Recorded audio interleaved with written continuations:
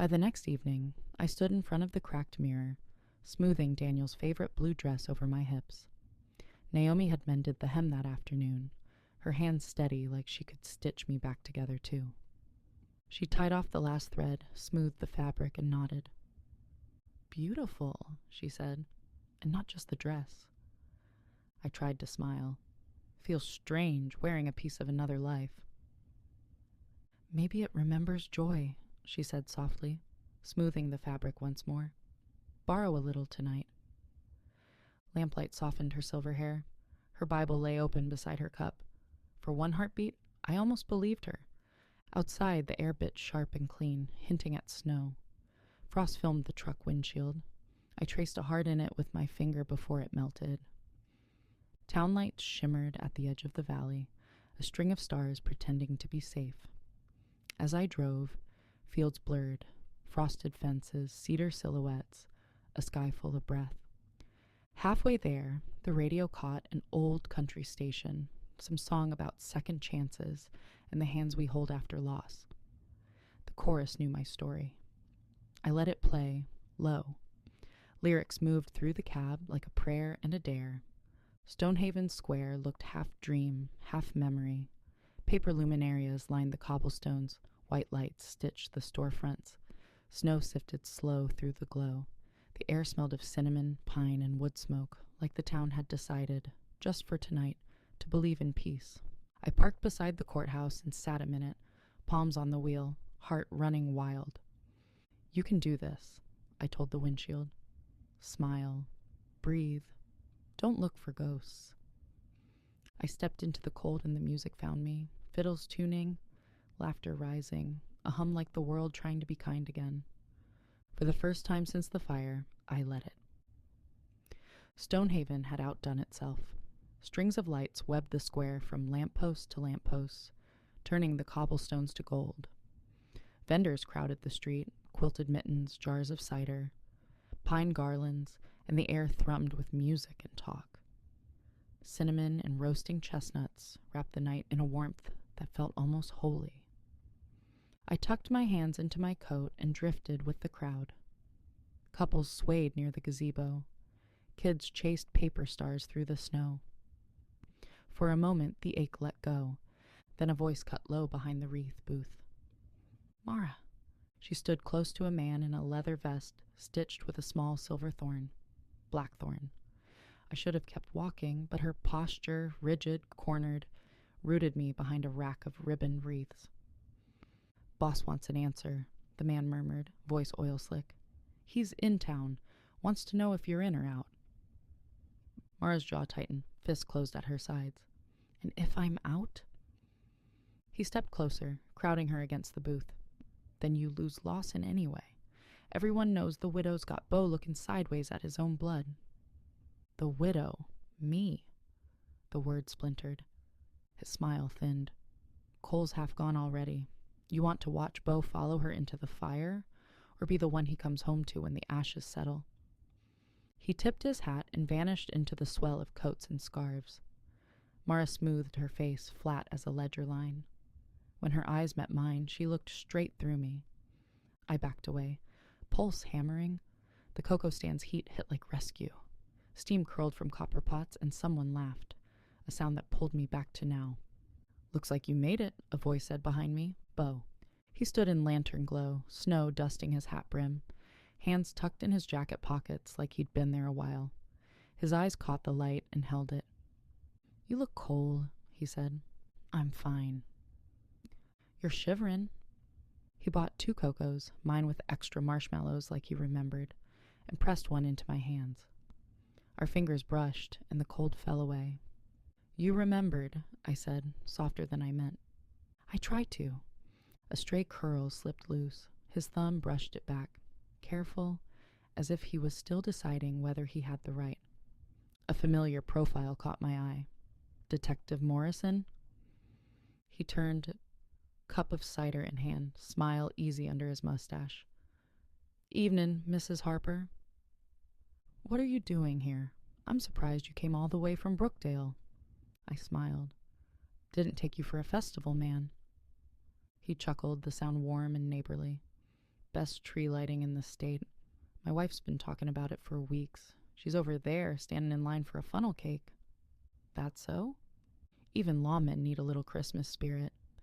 His gaze flicked past me, catching Bo as he stepped up beside me and lingered just a heartbeat. Lawson. Bo nodded once. Detective? Morrison tipped his head slightly, still smiling. How you holding up, Ruth? Been a rough season. I'm managing. Good to hear. Time's running out on that case, though. If anything new turns up, anything at all, you call me first, all right? Of course. He smiled again, easy and harmless. That's what I like to hear. Y'all enjoy the lights. Stay safe now. He tipped his hat and melted into the crowd, his badge catching the light once before he disappeared toward the funnel cake stand. Bo watched him go, jaw tightening slightly. Didn't figure he was the Christmas spirit type. Guess miracles happen, I said. He turned back to me, voice softer. You sure you're warm enough? I'm fine, I said again, though my breath came out in clouds. He smiled faintly. Good, 'cause I was about to buy another one of those. Cheering rose near the fountain where a carriage waited, horses pawing at the snow. He tipped his chin toward it. Ride? I should have said no. The band shifted to something slow and sweet, and I wanted to believe in beautiful mistakes again. All right, I said. He offered his hand. I took it. Warmth moved through me like a promise. The carriage smelled of pine, leather, and cocoa cooling between us. Outside, snow fell in fine silver threads. Inside, the world shrank to lamplight, breath, and heartbeat. Bo tucked a blanket across my knees, then hesitated. May I? I nodded. He drew it higher, around my shoulders, his arm settling there. Solid, sure, heat seeping through wool and skin. For a while, we didn't speak. Jingle of harness bells. Hooves steady on stone. Shop windows blurred by garlands. Children's laughter echoing off brick. It's been a long time since Stonehaven looked like this, he said quietly. Feels like another world. He nodded once, eyes on the falling snow. Didn't think I'd see this again, he murmured. Not like this. Not with someone. I swallowed. With someone? His breath fogged in the cold, but his voice stayed steady. Ruth, I didn't expect to feel anything this deep again. Not after Clara. Thought that part of me burned out with the rest of it. My chest tightened, not from sadness, but recognition. I thought the same, I said, about Daniel, about everything. I figured whatever came next would just be surviving. His gaze drifted to my hands under the blanket. He reached, slow and careful, like he was asking permission with each inch. When his fingers found mine, something inside me loosened. He linked our hands gently, like holding something breakable but wanted. I don't know where this goes, he said softly. Don't know if I deserve another chance at any of it. But when I'm with you...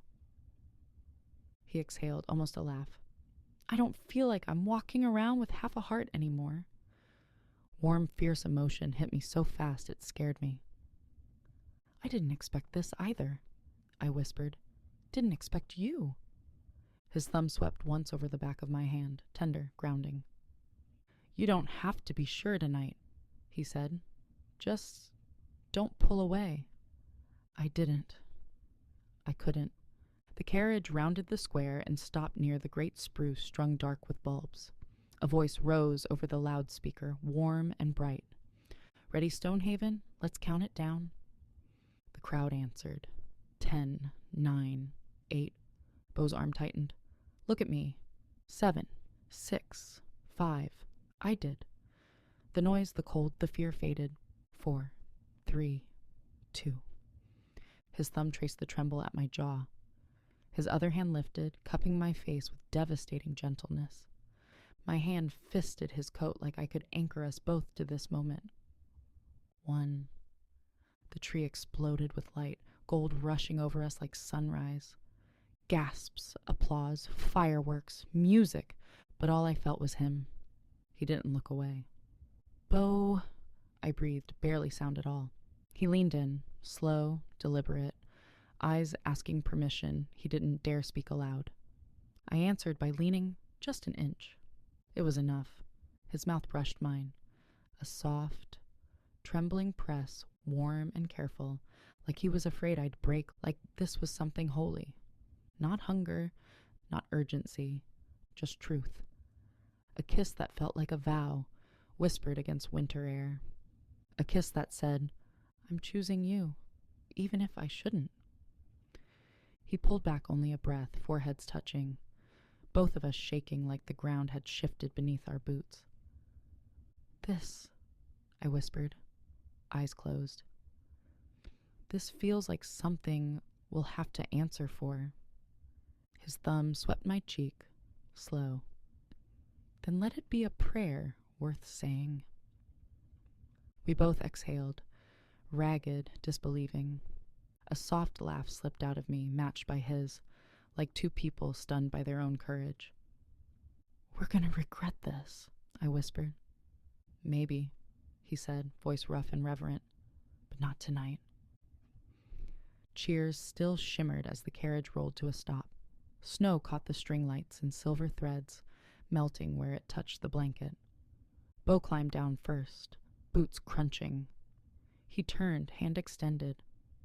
Come on, Harper, he said, warmth in his voice. You still owe me that dance. The words hit like a smile I'd been saving. Guess I do, I said, placing my hand in his. He helped me down, fingers lingering just long enough to feel like a promise. A waltz rose, slow, soft, made for lantern light and wishful hearts. Couples drifted into the open space between stalls. The air smelled of cinnamon, cedar, snow. His hand found my waist. Mine rested on his shoulder. We moved, hesitant, then easy, as if the music had been waiting for us. You keep watching the sky, he murmured at my temple, expecting thunder? Always. Then maybe tonight, he said. Just listen to the music. I tried. The bow drew long and low. His thumb traced a slow circle at my back, and something unclenched for the first time in months. Peace looks good on you, he said. I don't know if I'd recognize it. Then let me remind you. He spun me once. When I came back, laughter caught between us, soft, disbelieving. His forehead dipped to mine. Breath and heartbeat filled the space. Feels a little like redemption, I whispered. Feels a little like trouble, he said, smiling. Then I felt them, eyes, all around us, watching, judging, waiting for me to break again. My breath hitched, barely there. His hand tightened at my waist, grounding me, steady as a promise. Hey, he murmured, voice low, meant for me alone. I'm right here, baby.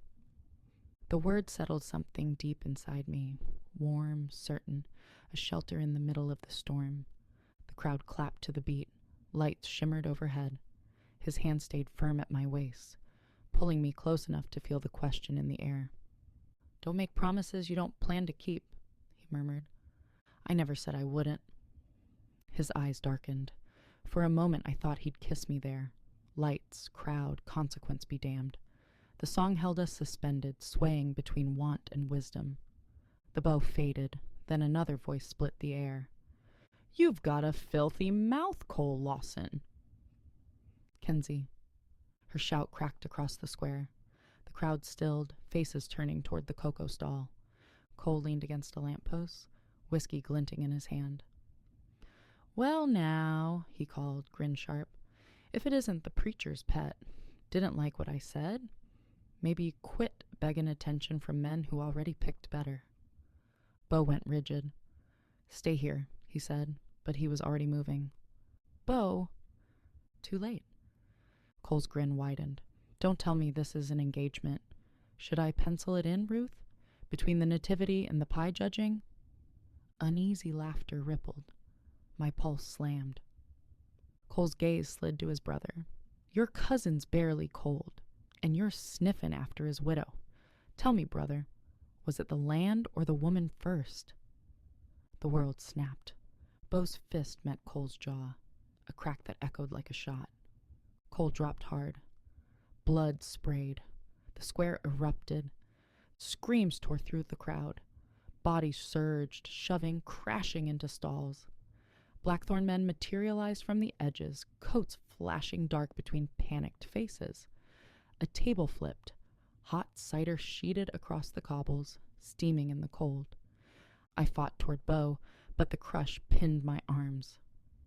Elbows hit ribs. A shoulder spun me sideways. "Bo!" I screamed. The crowd swallowed it. A flash of silver, too quick to track, cut through the chaos straight toward me. The blade caught lantern light for half a second. "Ruth!" Bo's voice ripped through the roar. Before I could move, Bo lunged, shoving me backward, putting himself between me and the swing. The knife met him instead. Bo's eyes went wide. His hand flew to his side. When he pulled it away, his palm ran red. Too much. Too fast. Fingers trembling like the blood belonged to someone else. For one suspended heartbeat, he only looked stunned, like he couldn't believe the world had tipped. Then his knees buckled. "Bio!" I clawed through coats and arms, lungs burning. By the time I reached him, he was already going down, heavy and graceless. I caught under his arms, but his weight dragged us both to the stones. Snow soaked my dress in a gasp of cold.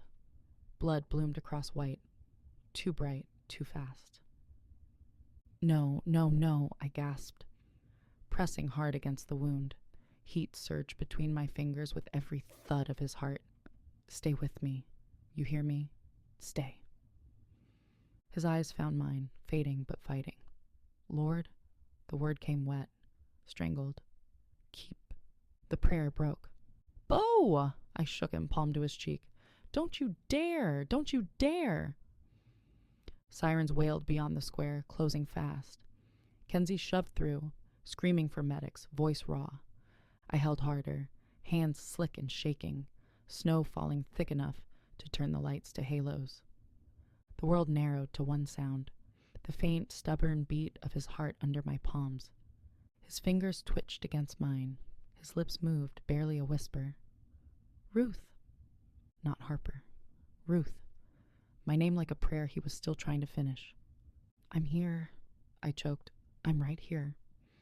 His hand tightened, barely, but enough. Alive.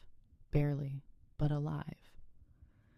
"Get back! Give them space!" someone shouted. Through the shifting bodies, I caught sight of Cole. He stood frozen in the mouth of the alley, blood on his lip, shock stamped clear on his face. His men hovered behind him, one still holding the knife. For a heartbeat, horror cracked through the whiskey and pride. His mouth opened like he meant to call them off, but the crowd surged between us. Then his jaw locked, and he turned away, vanishing into the dark. Medics hit their knees, gloves, orders, light. Everything, motion and urgency and the wild, aching hope that I wouldn't lose another man I had already begun to love. Not begun? The truth hit as his blood soaked my dress. I was already halfway gone, and losing him now would break something in me the fire never had. String lights swung wild overhead, shadows slicing across blood and snow.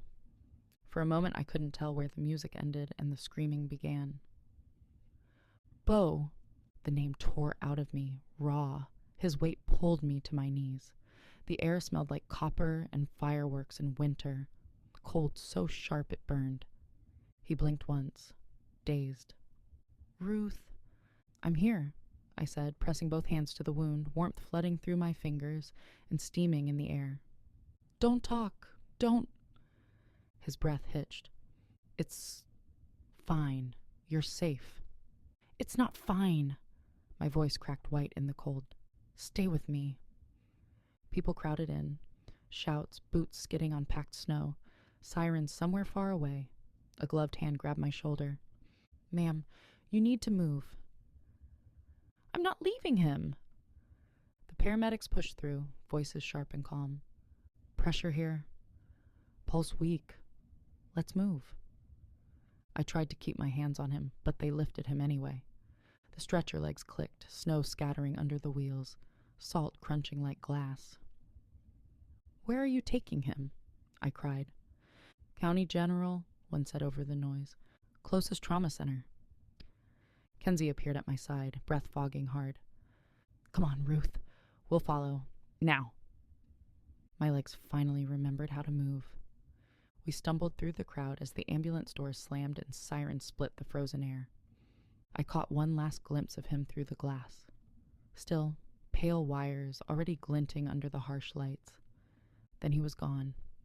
Snow kept falling, quiet, relentless, covering the blood but not the memory. I pressed my shaking hands together, breath hitching hard. "If you're listening," I whispered to the night, "please, keep him breathing." By the time we reached the hospital, the night had collapsed into sirens and snow melt. Plows had thrown gray ridges along the curb. The entry mats were slick with slush. "They're working on him now," the nurse said. "You can wait in triage." The word wait landed like a blow. I sank into a plastic chair, hands sticky with dried blood. Kenzie pressed a styrofoam cup of water into my palms. I couldn't stop shaking. "He prayed," I said, "right before he went down. Lord, keep..." And then he couldn't finish. "Then God heard it," she said softly. "You did too." Sheriff Avery came in, coat dusted with snow, hat dripping along the brim. "Alive, Fury," he said. "In surgery. Cole left the scene before deputies arrived. We've issued a bolo. Every patrol's looking." I called Naomi. "It's Bo," I managed. "It's bad." "I'm coming," she said. Stay put." When she arrived, they'd moved him to ICU. A nurse met us. "He's stable for now. Still critical. You can see him a minute." Machines blinked like artificial mercy. He looked impossibly still, pale, lips chapped, lashes dark against his skin. But his chest rose, slowly, deliberately. Naomi squeezed my hand. "Go on, child." I stepped to his bedside and touched his hand. Warm, alive. "Bo," I whispered. "You hear me?" "I'm here." His thumb twitched faintly against mine. Not much, but enough to undo me. "Thank you," I breathed. To God, to him, to the pulse under my palm. The night stretched long and hollow, filled with the sound of machines doing what the body couldn't. The ventilator hissed. The monitor kept time. Snow tapped the window like soft knuckles. The nurse appeared in the doorway, voice low. "You should stretch your legs, sugar. Been sitting there since midnight." I hesitated. Bo's hand was warm under mine, steady. "If anything changes..." "I'll fetch you." Her smile was tired but kind. "Go on, walk a minute." The hallway was bright and empty, humming with old fluorescent light. I followed the smell of coffee to the volunteer station. A silver pot sat half empty on the warmer beside a stack of paper cups. I poured one, black and bitter, the kind that could take paint off a truck bumper. The steam fogged the window where snow still pressed against the glass outside. I lingered longer than I meant to. Long enough for the cup to go cold. Long enough to see dawn start bluing the parking lot. When I came back, a different nurse sat at the desk. "You just missed family," she said. "Stopped in quiet. Didn't stay long." "Family?" My throat went dry. "You mean Naomi?" She shook her head. "No, ma'am. A man. Lawson, I think the chart said. He asked if his brother was still alive. Left before I could bring him back." The floor seemed to tilt under me. "Cole?" Her brow knit. "Didn't give a first name." The corridor behind her was empty now. The door to Bo's room hung half closed, the curtain moving like someone had just brushed past it. The smell hit me before I stepped inside. Faint smoke, cold air, maybe diesel. He'd been here, long enough to see. Long enough to care, or to measure how much time he had left. I sat back down, fingers shaking around the paper cup. "Lord," I whispered, eyes on Bo's still hand. "Whatever brought him through that door, don't let it be hate." By the time I made it home, the porch light burned like it had been waiting. The house smelled of coffee and wool gloves drying by the vent, ordinary as mercy. Naomi set her cup down. "You look half frozen," she said gently. "Sit. I'll make coffee." Relief buckled my knees.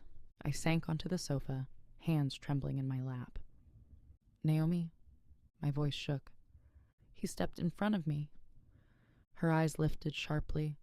"He saw the knife coming," I said. "He didn't even think. He just moved. He saved me." Her face crumpled. She crossed the room and sat beside me. "Oh, Ruth. If he hadn't been there, if he hadn't blocked it," my breath collapsed. "I would be dead." Naomi's hands closed around mine, firm and warm. "And now he's in a hospital bed because of me," I whispered. "First the fire, then this. How many times does God get to take from me before it's enough?" She didn't answer right away. The silence stretched, thick and waiting. I pulled my hands free, tears spilling hot and fast. "Why didn't he save Daniel?" I demanded. "If God could spare Bo, why not my husband?" My chest heaved. Why was Daniel expendable? Naomi's breath left her in a quiet, broken sound. "Oh, child." She pressed her forehead to mine. "I asked him that," she whispered. "I asked him the same thing." My head snapped up. "You did?" Her eyes shone, wet and honest. "I asked why he let my son die," she said. "And I asked why he left me behind to bury him." The room felt suddenly smaller, more human. "I begged him to tell me what I did wrong," she went on. "What prayer I missed. What promise I failed to keep." I covered my mouth, sobbing. "And do you know what he said?" I choked. Naomi shook her head slowly. "Nothing," she said. "Not a word." The truth landed heavy between us. "So what are we supposed to do with that?" I whispered. Naomi reached for my face, her thumb brushing away tears. "We grieve," she said, "and we keep breathing. And we trust that silence doesn't mean absence." My voice broke again. "I don't feel strong enough." She pulled me into her shoulder. "Neither was I," she murmured. But somehow, the morning still came. I cried into her sweater, the sound raw and uncontained. "I loved him," I sobbed. "I loved Daniel so much." "I know," Naomi whispered, "and loving him didn't end when he died." We stayed like that for a long while. Two women holding the same ache, letting it be heavy without trying to fix it. At last Naomi spoke again, quieter. "And Ruth?" "Yes." "God didn't save Bo instead of Daniel," she said gently. "He saved Bo with Daniel's memory still alive in you." I closed my eyes, breath shuddering. "I don't understand that yet," I said. "That's all right," she replied. "Faith isn't understanding. It's staying." Naomi poured another cup of coffee, sorting through the day's mail. "Mostly bills," she murmured. "And one from Brookdale First." She slit the envelope and frowned. "Says they're closing out the Harper Ranch account. Balance too low to keep it open." I looked up. "Too low? How?" "He had near 12,000 in there before he died," she said slowly. "Enough to get through winter feed and taxes both. Now it shows less than $20. The words landed heavy. 12,000. 2 days before the fire, Daniel had pulled 10 in cash. I'd seen the slip. Signed in his hand. Naomi shook her head. "He never spent without reason. If he withdrew it, it was for something he didn't trust the bank to handle." "Or someone," I said quietly. Her eyes searched mine. "You thinkin' he paid somebody?" I hesitated. "I'm thinking I don't know who got that money, or why. But I mean to find out." Naomi folded the letter, voice soft but steady. "Then ask the Lord to show you where to look." The hospital smelled of bleach and sleeplessness when I returned that evening. A nurse met me in the hall.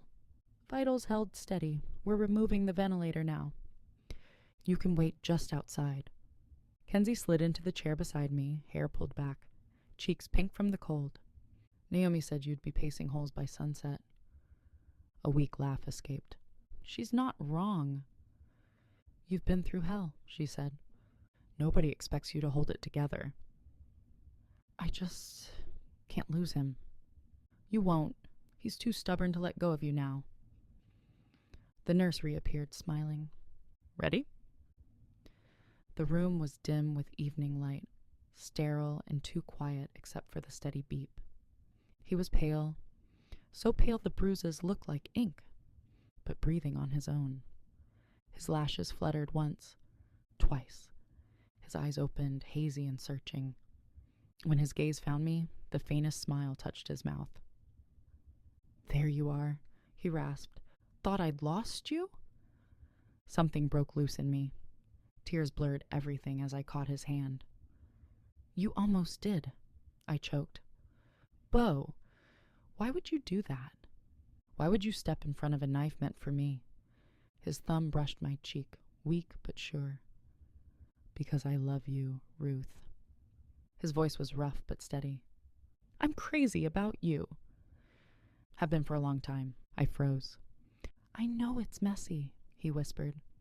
I know the town will talk. But when I saw that man move toward you, his breath shook.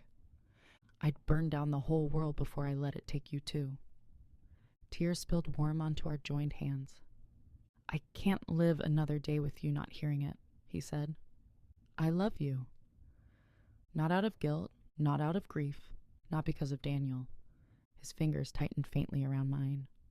I love you because you're the bravest, fiercest woman I've ever known, and I'm not losing you. My breath broke. Bo, I love you too. The truth landed between us like oxygen. When you fell, I thought God was taking someone else I loved. His eyes glistened. Not leaving you, he whispered. Not now. Not ever, if I've got any say in it. I laid my forehead against his, both of us trembling. Together, I said. His smile brushed my cheek, soft and wrecked and real. Together, he echoed. The monitors hummed. Snow feathered the window. For the first time since the fire, the world didn't sound like loss. It sounded like mercy. It sounded like home. 2 days blurred past in a cadence of beeps and whispered prayers. The world outside the window was whitewashed and still, ice edging the glass, snow melting to slush along the ledge. Color crept back into his face by inches, fragile but alive. When the nurse brought a basin, he tried to wave her off. Don't need fussin'. Already feel half a man. I can help, I said before I could think better of it. The nurse set the basin down, kind eyes cutting between us. Careful around the stitches. Don't let him move too much. Bo's jaw flexed, stubborn as ever, but finally he gave a short nod. I wrung out the cloth, water dripping cool between my fingers, and brushed it over his collarbone, skirting the bandages. His breath hissed. Reckon I smell like a barn, he said quietly. Didn't plan on you seeing me like this. A laugh broke from me, shaky but real. Half a man, more like half a mule with that pride. His ears went red. He turned toward the window like it could hide him. But when I whispered, the Son of God washed dusty feet, if that wasn't beneath him, this isn't beneath me. His breath caught. His eyes slid back, unguarded, watching my hand move slow across his chest. I took my time, drawing the cloth over skin warm beneath the hospital chill. Antiseptic bit the air, but underneath, fainter, truer, was him. Sweat, leather, cedar, long days in dust and sun. I'd never admit it out loud, but I loved the smell of him. Steady, familiar, like something my heart already knew. My hand paused at the edge of his bandage, careful, steady. His fingers twitched against the sheet, like he meant to cover mine, and didn't quite dare. For one reckless heartbeat, I wanted to lift his hand to my mouth, press a kiss against the scars the world had carved into him. Heat rushed through me. If he caught me wanting even the broken parts, I wasn't sure I could stand the knowing. Almost done, I murmured, though my heart wasn't ready to be finished. His eyes followed my hand, then lifted to my face. Ruth. Shh, let me. I rinsed the cloth one last time, the water running clear, and laid it gently against his brow. His eyes closed. The lines in his shoulders eased. When they opened again, they held something that made my breath catch. Gratitude and want tangled so tight I couldn't separate them. An hour later, the nurse returned with discharge papers. Jace appeared first, hat in hand, relief plain on his face. And then Mara. Her concern was perfect. Her smile, warm, beneath it, something fine and sharp. Bo, she breathed, easing to his side. Thank God. We've all been so scared. She adjusted his gown like she'd done it 100 times, gaze dipping, counting stitches, measuring recovery. Knife wounds are tricky, she said lightly. You'll need someone watching you, constantly. Good thing Ruth's staying close, Jay said, cheerful, oblivious. Mara's smile tightened. Of course. How fortunate. She touched Bo's wrist. Light, practiced, then stepped back. We should get you home. Jace can drive. Bo nodded, weary but certain. Appreciate it. Discharge blurred. Signatures, cautions, a nurse rechecking the dressing. As they turned for the door, Mara glanced at me. Message quiet but clear. Stay in your lane. I backed away. Pulse hammering. Her touch replayed. Light. Practiced. Counting his pulse, or marking where the blade had missed. She hadn't looked like a woman relieved he'd survived. She looked like a woman calculating how long recovery would take. Naomi arrived as they left, eyes tracking the hall like a woman who'd learned to read trouble before it knocked. You ready? I was, but my hand still shook. Out by the curb, Mara's perfume hung faint as the echo of a lie. The wind off the snow carried it away fast. Naomi's hand settled at my back. Come on, honey, let's go gather your things. My phone buzzed as we stepped into the corridor. Sheriff Avery. The hallway smelled like bleach and stale coffee, the floor cold even through my boots. Sheriff? His voice was tired but steady. Wanted you to hear it from me. We talked to Cole and his men. Every one of them swears they weren't near the square when Bo was hurt. My throat tightened. And the witnesses? Most say they didn't see. Crowd was thick, lights were bright. Nobody's ready to put a name on a statement. So that's it? For now, he said. But I'll keep at it. Just keep your doors locked, Ruth. Men like Cole don't take kindly to being cornered. The line went quiet. Naomi read it on my face before I could speak. No justice yet, she murmured. Not yet, I said. But the Lord sees what men won't say. Her hand found my shoulder, firm, certain. Then let him hold it till the rest catch up. We walked out together into the brittle cold, faith hanging between us like breath. Daniel's old truck rattled down the gravel. I sat rigid while Naomi drove, headlights cutting through a world rimed in frost and sleet. The air inside smelled faintly of wool and coffee, heater humming against the window's chill. She'll get him home, Naomi said softly. He'll rest easier there. I know. I stared at the road. I just need to be sure he's all right. You'll see him soon enough, get what you need, then go. Halfway through town, a familiar sign glowed faint across the highway. Stonehaven First Bank. Something in my chest tightened. Naomi, I said, can we stop here a minute? She glanced over. The bank? What for? I just need to check something of Daniel's. Won't take long. The parking lot was nearly empty, the bank's lobby lights humming through the glass. Inside it smelled of paper and lemon cleaner. A teller looked up. Her name tag read Janelle. Afternoon. What can I do for you? I'm trying to get information on a closed account, I said, sliding an old envelope across. Daniel Harper. She scanned the page, typed. Looks like it was closed recently, she said, lowering her voice. Balance dropped below the minimum, but I do see his last withdrawal of $10,000. April 12th? She nodded. That's right. The days before the fire. Would there be any way to see if he spoke to anyone that day? Our security keeps footage for a year, she said quietly, glancing toward the back. But I can't show it without a court order. Someone from the back called her name. Janelle? Be right there, she said, setting her pen down and stepping away. The monitor wasn't locked yet, still looping through old footage. I leaned forward, just far enough. April 12th, 11:06 a.m. Curiosity 1. I turned the monitor a fraction. The footage rolled silent. Daniel walked out of the bank, jacket flapping in the wind, envelope thick in his hand. He stopped beside a black pickup with Blackthorn Ranch printed on the door and handed the envelope through the window. The driver stayed hidden beneath a ball cap and glare. The truck pulled away.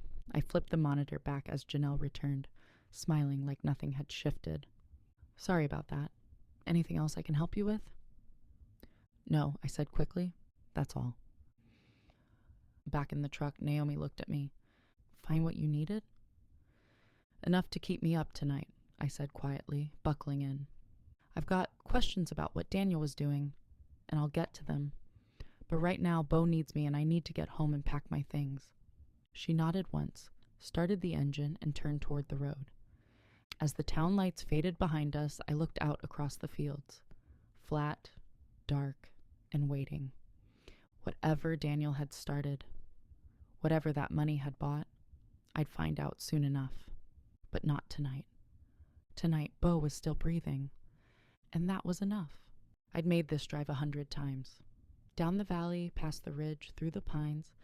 But tonight the road felt different. Naomi's warning sat heavy in my chest. When I saw the porch light, I let myself breathe. Then I saw Mara's car, angled in the gravel, frost dusting the hood, and the breath caught again. At the door she waited, arms folded, posture sharp as a blade, breath fogging in the cold. You don't have to bother, Ruth, she said, sugar over steel. He doesn't need anything else tonight. Before I could answer, Bo's voice carried from inside. Mara. Her smile snapped in place, but his tone cut through it. You've done enough. I'll be fine. His gaze slid past her, landing on me in the doorway. Ruth's here. Mara's jaw flexed. She stepped in close, not touching him, but close enough to make the point. Her fingers checked the wrinkle in his shirt like she had some right to smooth it. You should rest, she murmured, too soft, too familiar. You need someone who knows what they're doing to keep an eye on you. Bo shifted away from her touch, almost imperceptibly. Then she whispered, for me alone, don't mistake being needed for being loved. It landed sharp. I didn't flinch. Don't mistake circling a man's house for belonging in it, I said, chin high. He knows the difference, and so do I. Something ugly flickered in her eyes before she forced it down. The car door slammed. Headlights swept icy ruts in the drive. Then darkness took her. Bo exhaled slow against the door frame, steam ghosting his lips. Sorry about that, he muttered. She means well, just don't know when to quit. I locked the door behind her and checked it twice. Don't worry, I said lightly. I've seen barn cats fight less dramatic over a patch of sun. He huffed a laugh that turned into a wince. Guess I'm the patch of sun. More like the fence post they're scratching against, I said, slipping an arm around his waist. Come on, couch. I helped Bo ease down, the old leather sighing under his weight. He tried to brush me off with that half grin of his, but pain still lined his jaw. Careful, I said. You're not bulletproof, no matter what you tell the boys. He chuckled, winced, then pressed a hand to his ribs. Feels like I lost a fight with a bull, and the bull won. Then you're done proving your point for the day, I said, smoothing the blanket over him. He caught my wrist before I could pull away, thumb brushing light over the bandage on my hand. You've done enough, Ruth. Not yet. His gaze softened, and for a breath neither of us moved. The clock ticked. The heater kicked on. Wind tapped a bare limb against the window. Then he hissed, shifting against the pillow. Pain meds, I said suddenly, remembering. You didn't take the last dose. They're at the pharmacy. Jace was supposed to pick them up. He forgot, I guessed. Probably. Then I'll go. He started to argue, but I was already grabbing my jacket. You can barely stand, Bo. I'll be back before you miss me. For a moment, I thought he'd fight me on it, but then his shoulders dropped, the fight gone. Hurry back, he said quietly. I don't like you out there this late. I won't be long. He nodded once. The kind of gesture that meant the argument was over, but the worry wasn't. The night air hit cold as I stepped off the porch, sharp enough to sting. The truck's engine grumbled awake, exhaust blooming white in the beam of the headlights. The lane was salted and gritty, thin flurries drifting sideways under the porch light. Every sound felt too loud. The tires on frozen gravel, the soft rattle of Daniel's keys in the cup holder, my own heartbeat. Main Street sat quiet under a dusting of old snow pushed into crusted ridges along the curb. The pharmacy's fluorescents buzzed in the windows, a pale hum against the dark. I parked by the side entrance, engine still running, and hurried in, boots leaving wet prints on the mat. Evening, Miss Harper, the clerk said, sliding a paper bag across the counter. Tell Bo we're praying he heals quick.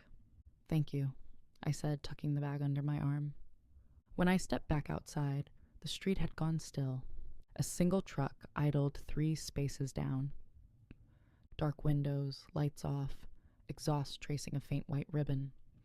I told myself it was nothing.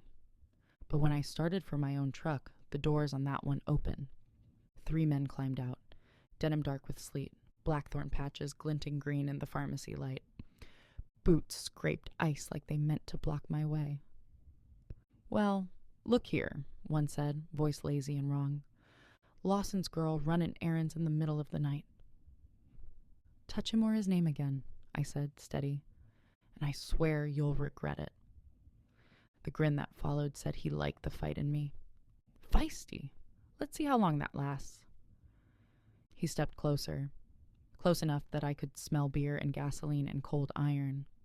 Then another voice cut through the dark, low, sharp, lethal in its calm. Let her go. Cole Lawson stepped out of the shadows by the loading dock. Sleet needled the brim of his hat. A cigarette ember burned like a single red eye. Boss said, one of the men started. Cole's tone dropped, quiet but dangerous. Boss ain't here, I am. And I said, let her go. The man's hand fell back. Cole didn't move closer. He didn't have to. The kind of danger that lives in silence did all the work for him. She's not worth the trouble, one muttered. Cole flicked ash to wet pavement. Then leave her be. And if I hear any of you so much as breathe her name again, you'll wish you hadn't. They hesitated just long enough to show fear, then backed off toward the truck. Tires spit slush as they peeled away, taillights dull through the flurries. Cole stood there a moment longer, sleet whispering against his shoulders. When his eyes finally found mine, they were hard, unreadable. You're welcome, he said. I didn't ask for your help. No, he said, stepping closer, voice low enough that I felt it more than heard it. But you keep needing it. My pulse hadn't settled. The question burned out before I could stop it. What do you know about Daniel paying Blackthorn $10,000? His eyes flickered, something between guilt and warning. Where'd you hear that? I saw it, I said. Bank footage. The day before the fire. He handed an envelope to a Blackthorn truck. Your kind of truck. Cole's jaw tightened, cigarette ember flaring bright. You think you want the truth, but you don't. Not about that. Tell me anyway. He looked past me, voice rough. Daniel wasn't a saint, Harper, but he loved his family. Let his memory stay that way. He flicked the cigarette, ember scattering red across the ice. You start digging too deep, you'll find out what he paid to keep you safe. And once you do, you won't be able to unsee it. Then he turned and walked away, boots heavy on salt and ice. He didn't look back. but his shoulders stayed tight, like he'd carried more weight than the night. The tail lights of his truck flared once, then vanished down the highway, a red smudge swallowed by dark. For a long moment, all I could hear was the hiss of sleet and the sound of my own breath. My hands shook as I climbed back into Daniel's truck, the medicine bag trembling in my lap. By the time I reached the ranch, the porch light was still burning, steady, haloed by a ring of frost. Bo was half asleep when I slipped through the door, but his eyes opened at the sound. "You're back," he murmured, "like I promised." He tried to sit up, grimacing as he reached for the paper bag. "You shouldn't have gone alone." "I'm fine," I said quickly, setting it down. "Got what you need." "Ruth," his voice stopped me cold, quiet but certain. "What happened?" I froze. He could always read the truth before I said it. "Nothing," I lied. "Just flurries." His eyes searched mine for a long moment, then softened. "You're shaking." "I'm cold." "Then come here." I hesitated, then sank beside him. He drew me close, careful of his side, his warmth grounding me until the trembling stopped. He brushed a hand through my hair, his voice barely more than breath. "Whatever it was, you're safe now." Maybe I was. But the image of coal in the sleet, cigarette ember, burning like a warning, stayed behind my eyes. Somewhere out there, a man I should have feared had just saved me, and I couldn't tell which part scared me more, the danger in him or the mercy. That first week crawled. Bo hated sitting still, hated letting the ranch hands handle the morning feed, or seeing Jace saddle up without him. He'd mutter directions from the porch, jaw tight, pretending it didn't bother him to watch instead of work. I tried to keep him resting, which meant learning when to argue and when to let silence do the work. Some nights he'd drift off mid-sentence, stubbornness giving way to pain and medicine. Other nights he'd wake at every noise, still half expecting the world to come for him again. By midweek, he decided he didn't need my help to shower, which lasted exactly 3 minutes. A thud shook the bathroom wall. "Bo?" I knocked once. "Are you okay?" A beat, then a muttered, "I'm fine." He was absolutely not fine. I pushed the door open just as he caught himself on the frame, bare chest dripping, hair soaked, one hand gripping the wall and the other gripping the only towel he'd bothered with, wrapped low around his waist. Water ran over the bruises at his ribs, down the stitched gash that was still healing. His knee buckled again. I rushed forward. "Bo!" "I said I'm fine," he ground out, stubbornness cracking at the edges. "You're going to fall," I said, stepping under his arm before he could argue. His weight settled into me, warm and solid. His breath brushed my temple as my arm wrapped around him, guiding him back upright. His hand clutched my shoulder harder than he meant to. "You shouldn't be in here," he murmured. "Too soft, too close."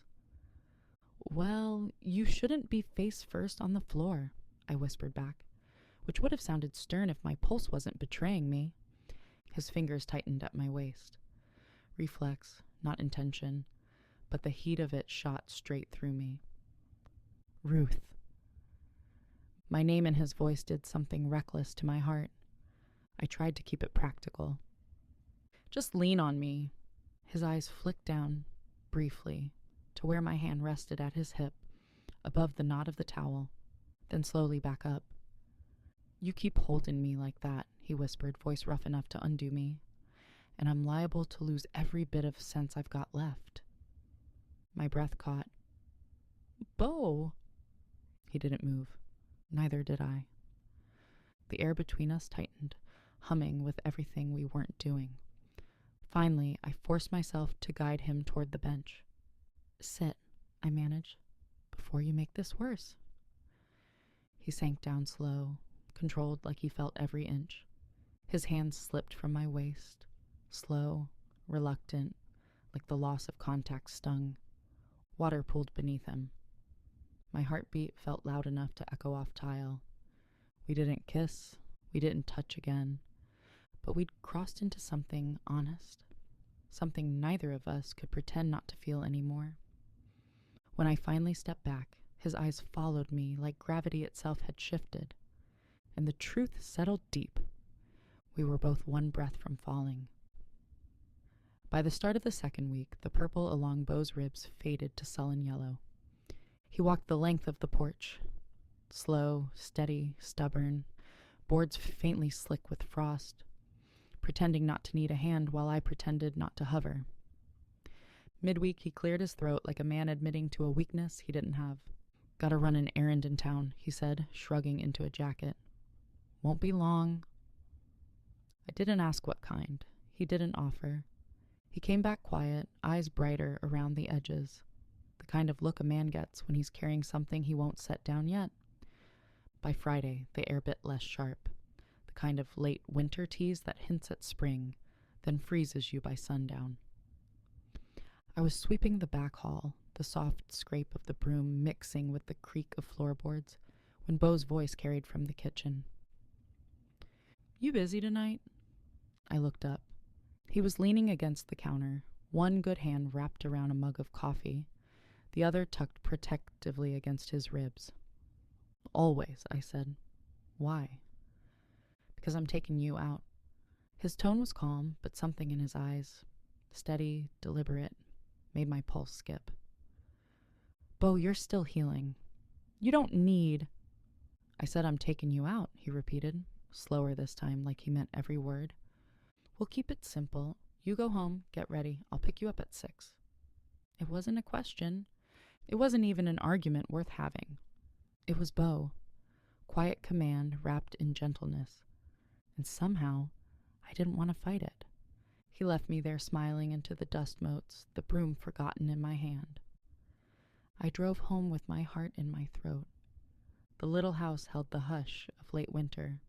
Screen door ticking, heater humming, a clock somewhere keeping steady time. Naomi stood at the ironing board, steam lifting like breath. She looked up at the dress over my arm. The smallest smile softened her mouth. "Well now." "It's just dinner," I said, but my voice shook. She set the iron in its cradle and crossed the room. For a long moment she just looked, really looked, like she was reading what I hadn't said yet. "First time since Daniel," she said quietly. Not a question. My throat went tight. "Yes." "And you're scared." I nodded. She took the dress and laid it careful across the back of a chair. When she turned, I saw it. The tremor in her hands, the way her shoulders folded in like she was bracing against weather only she could feel. "Naomi?" I reached for her arm. "What's wrong?" She shook her head, but her breath hitched. "I'm fine. Let's just—" "You're not." I guided her gently toward the chair. "Talk to me." For a heartbeat, she sat stiff, palms flat to her knees, Bible open beside her like she'd been trying to pray her way out of this.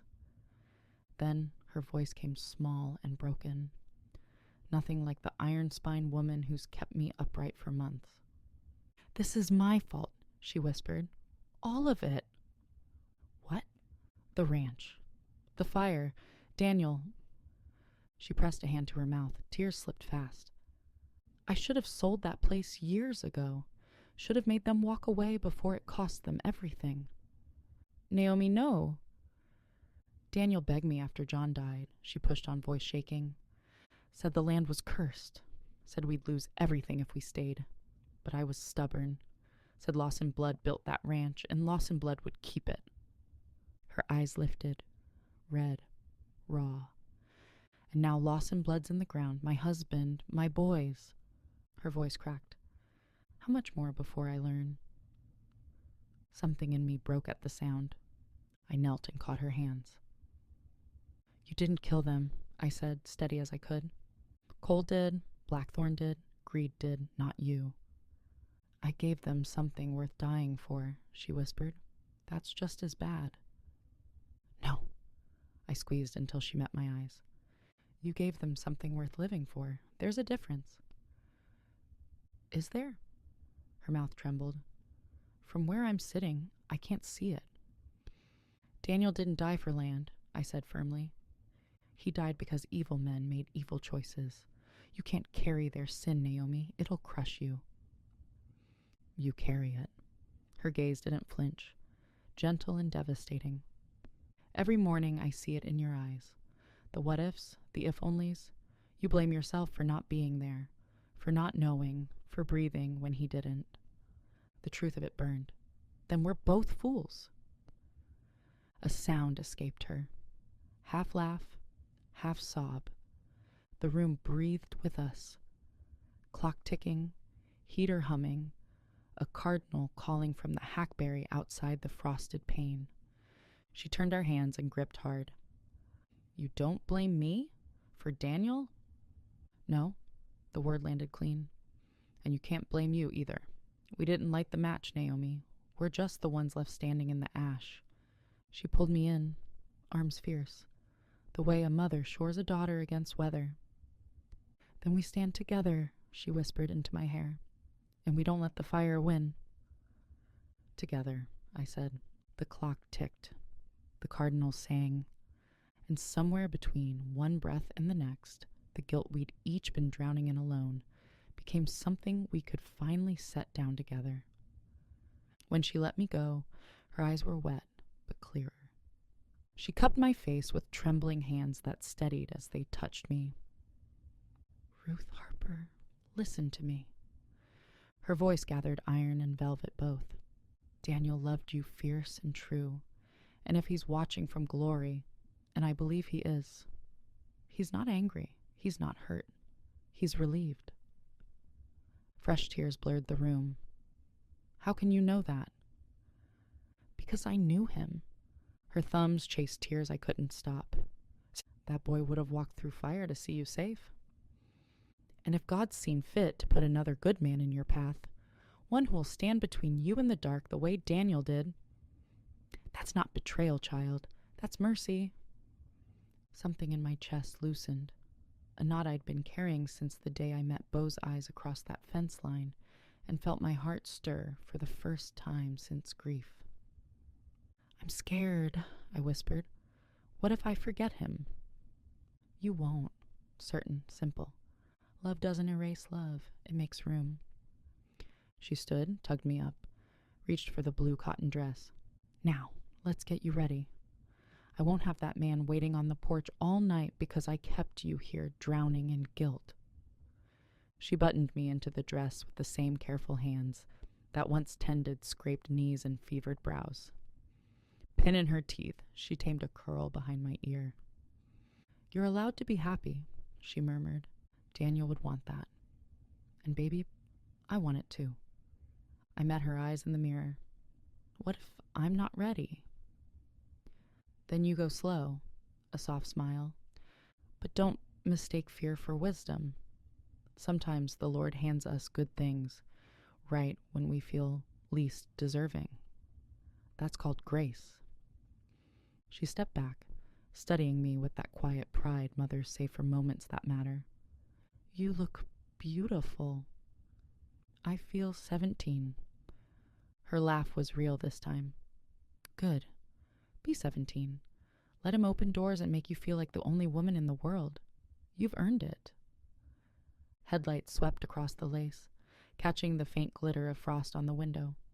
Naomi peeked through and made a soft sound. Goodness, she said. He polished his boots.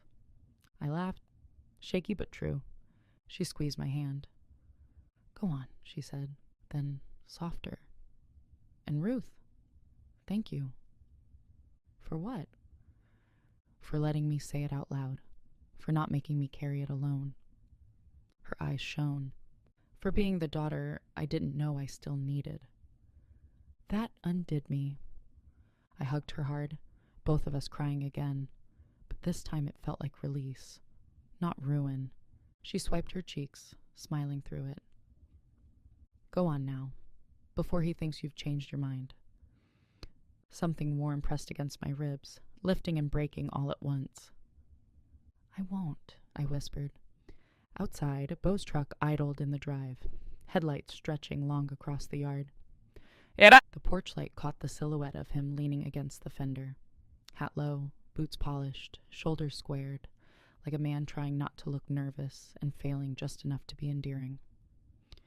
Naomi squeezed my hands one more time, her smile wobbling with pride. "Go," she whispered, "and be happy, baby." So I stepped out into the cold evening air. Blue twilight, crisp frost, the scent of cedar drifting from the ridge. Beau lifted his head the second he heard the door. And the look he gave me, like I was something he'd never expected to have in this life and wasn't about to let slip through his fingers, made my breath catch in my throat.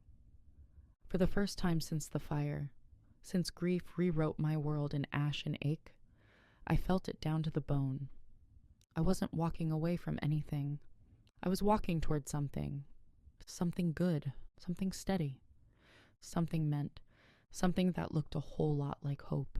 Beau waited on the porch, hat in hand, the lamplight catching on a black shirt I'd never seen, a new leather that gleamed. He stood tall, but I caught the faint stiffness in the way he shifted weight before his eyes found me, and then the pain was gone, eclipsed by something fiercer. "Evening, ma'am," he said, tipping the brim to Naomi, before his gaze settled on me and didn't leave. "Ruth." Something simple and old-fashioned in the way he said my name made my knees go weak. Naomi pressed my shawl into my hands. "Home by a decent hour," she told Beau, humor softening the warning. "Yes, ma'am." He offered his arm like we were stepping into a ballroom instead of a gravel drive. I took it. It felt like a line crossed, and somehow holy. He reached for the keys. I caught his hand. "Not tonight," I said. "Doctor's orders, and mine." He smiled. "Fair enough." He rode shotgun while I drove, dusk bleeding into neon over salt-dusted shoulders and bare trees. I watched his hands rest on his thigh. Steady, sure. But now and then, his shoulder rolled tight, loosening a stiffness he couldn't quite hide. "You nervous?" he asked when the skyline rose up, glass lit like 1,000 small fires. "A little?" "Me too." The elevator opened onto a high-floor steakhouse with floor-to-ceiling windows, exhaust plumes, and street steam rising in pale ribbons far below. The hostess looked up, surprise warming into welcome. "Mr. Lawson, it's been a while." Beau's hat dipped. It has. We were led to a table facing the city. Lights spread below us like constellations fall into earth. A server set water and a basket that smelled like butter and something sweet. "Wine list?" she asked. Beau glanced at me, then back. "Coffee for me. And for the lady?" "Coffee's fine," I said. His mouth curved. Quiet pride like he'd known. When the steaks came, charred edges, pink centers, Beau reached across the linen and gathered my hand in his. The movement was slow, careful but steady. No speech, no sermon. Just a bowed head and the simplest prayer. "Thank you for this food, for breath and a seat at this table, for keeping us when we don't know how to keep ourselves. Amen." "Amen," I whispered. For the first time in months, the word didn't scrape my throat raw. Daniel used to pray long and thorough, thanking even the weather for its part. I'd teased him once that the potatoes were cooling. Now I'd give anything to hear one more. But Beau's prayer was different. Shorter, rough-edged, like he was talking to someone who already knew the rest. Somehow, that didn't feel like betrayal. It felt like breathing again.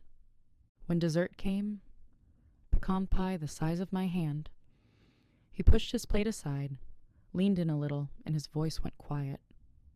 "Ruth," he said, like the word itself steadied him. "I've spent most of my life fixing fences that never stayed mended. But I reckon the Lord's teaching me some things don't need fixin'. Some just need holding on to." My breath caught. His hand found mine again, calloused and warm, thumb drawing small, sure circles. "I can't promise there won't be storms," he went on.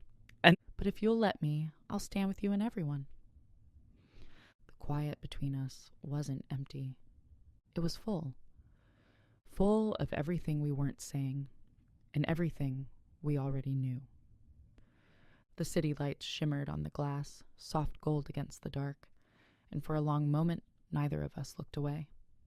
When the check came, he reached for it before I could move. "Let me do this part right," he said, half smiling. "You already have."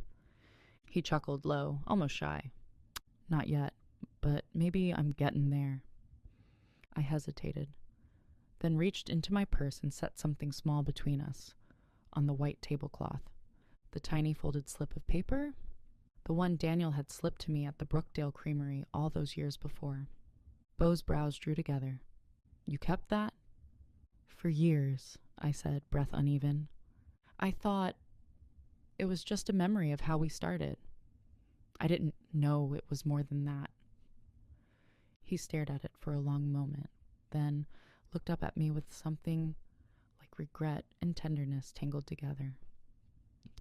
"That note," he said quietly, "was supposed to come from me." My pulse jumped. "What?" He let out a soft, almost embarrassed breath. "We'd been in there a few times that summer. I noticed you first. Thought you were the prettiest thing I'd ever seen, but I didn't have the guts to hand you that myself. So I asked Daniel to do it, told him exactly what to say." My throat tightened. "And he didn't." Beau's gaze softened, almost apologetic. "He went in to give it to you. That was the plan. But he took one look at you and, He swallowed, the memory tugging his mouth into a sad, fond half-smile. "He came back out to my truck all flustered and said, 'Beau, I ended up asking her out myself.'" The words hit like a warm ache in my chest. "He told me, you said yes," Beau finished. "Said you gave him your number with this smile that knocked the wind out of him." My eyes burned. "Why didn't you ever tell me?" Beau shook his head gently. "Because he loved you. And once I saw that, it didn't matter anymore who noticed you first. He was my cousin, my friend, and he was happy. I wasn't going to take that from him." Silence settled, soft, full, almost holy. I brushed my thumb over the smudged ink. All this time, I thought that note was the beginning of us. He reached across the table, thumb brushing my knuckles. "Maybe it still is. Just not the way any of us expected." The truth landed slow, warm and devastating. All those years I'd kept that little square of paper tucked away like a secret between Daniel and me. And now I realized it carried a piece of Beau's heart too. A beginning that almost was. A beginning that somehow waited for us anyway. My throat tightened. Part grief, part wonder, part something so tender it scared me to name it. He didn't rush me, didn't fill the quiet. He just held my hand, steady, patient, as the shape of the past shifted into something truer between us. Finally, I exhaled. "Thank you for telling me."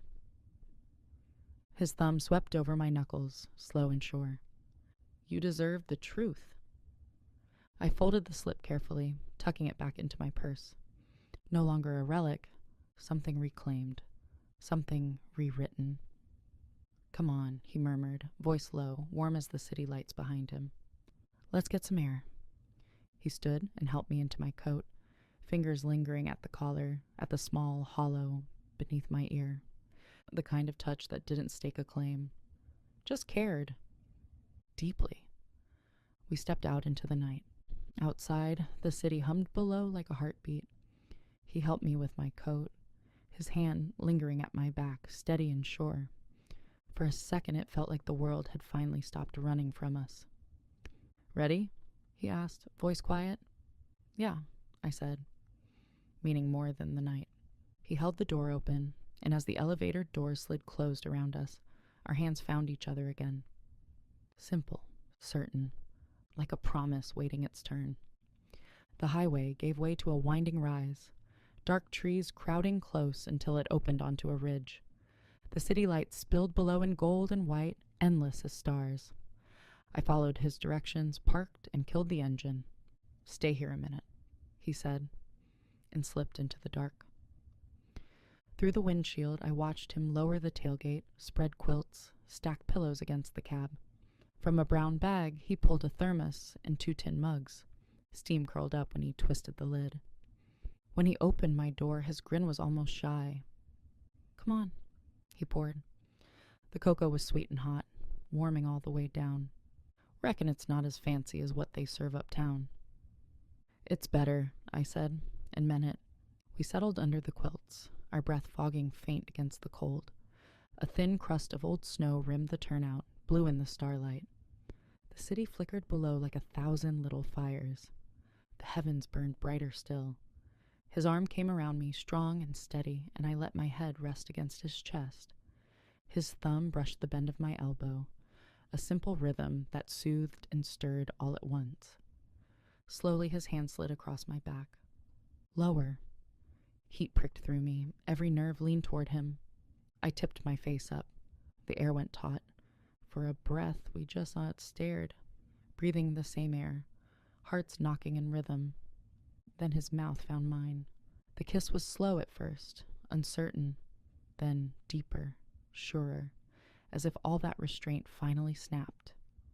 My fingers curled in his shirt, pulling him closer. His hand pressed at my waist, sliding lower until heat shot straight through me. If he hadn't stopped, I don't think I could have. Bo broke the kiss with a rough, uneven breath, his forehead resting against mine. His chest rose and fell hard under my hands. His thumb brushed the corner of my mouth. Slow, reverent, like he was memorizing the shape of the moment. "You undo me," he whispered, voice raw, "and I ain't ashamed of it." He drew in another breath, steadier this time. "I could lose myself in you right here, Ruth," he murmured, letting his thumb trail down my jaw. "But I don't want just a moment. I want the rest of it, all of it, the right way." Tears stung, unbidden. He wasn't rejecting me. He was choosing me. "I want to honor you," he murmured, lips in my hair.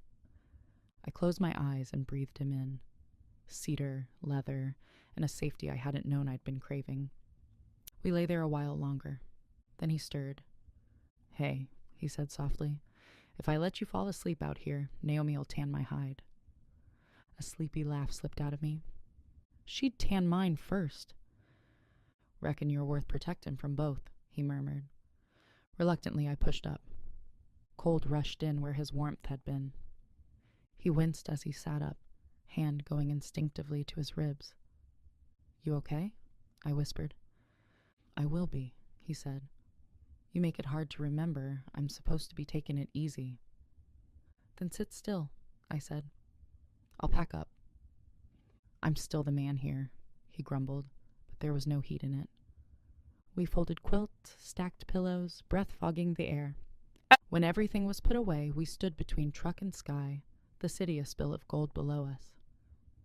"Thank you," he said quietly. "For what?" "For coming with me, for letting tonight be what it was." "Thank you for asking." His hand found mine again, fingers lacing slow and sure. "Let's get you home before Naomi starts calling in a search party." The drive back was mostly quiet, not the kind that hurt anymore. His hand rested on the console, knuckles close enough to brush. Every so often our fingers touched, small sparks in the dark cab. The porch light at Naomi's place glowed ahead, steady as a star. I eased into the drive and shifted into park. For a second, neither of us moved. "Stay put," he said. "Ribs or no ribs, I'm walking you to the door. Let me do this part right." I didn't argue. At the bottom step, he stopped. Porch light haloed him, hat in one hand, the other tucked careful against his side. "I meant what I said back there," he murmured, "about wanting to stand with you in the storms." "I know," I whispered. "I believe you." "We don't have to rush it," he said. "But I'm not going anywhere. Not if you'll have me." "I want you here," I said. "I just might still fumble my way through it." "Good thing I'm used to fixing busted fences," he said softly. "With you, I plan on staying." He brushed a thumb along my cheekbone. "Sleep, Harper," he said. "We've got time now." "Good night, Beau." He pressed a warm, careful kiss to my forehead. "Good night." Naomi opened the door before I knocked. "Well?" she asked softly. "It was good," I said. It felt like breathing again. "It's mercy," she said. "Let it be mercy." Later in my room, I slipped beneath the quilt and whispered my first true prayer in what felt like forever. Thank you. For tonight. For him. For not leaving me in the ash. Hope flickered. Small, stubborn, warm. My phone buzzed. "Kenzie, you alive, or did Mr. Blackshirt sweep you off your feet?" "Me. I'm alive." And it was good. Another buzz. "Unknown. Keep your doors locked. Everything that burned once can burn again." The room went cold. Outside, the porch light flickered once, then steadied. And all at once, Hope didn't feel warm anymore. It felt like a match held too close to the fuse. By the time Kenzie found a parking spot, the sky over Stonehaven Mall had already sunk into that dull winter gray, late afternoon blurring into early dark, overhead lamps flickering on one by one. "This place is a madhouse," she said, easing the truck between two SUVs. "Next year I'm ordering everything online." I huffed a laugh. "You've been saying that since September." "Yeah, well, this time I mean it." She shut off the engine. The sudden quiet felt hollow, filled only by the hum of distant tires and the faint echo of someone's car alarm 2 levels up.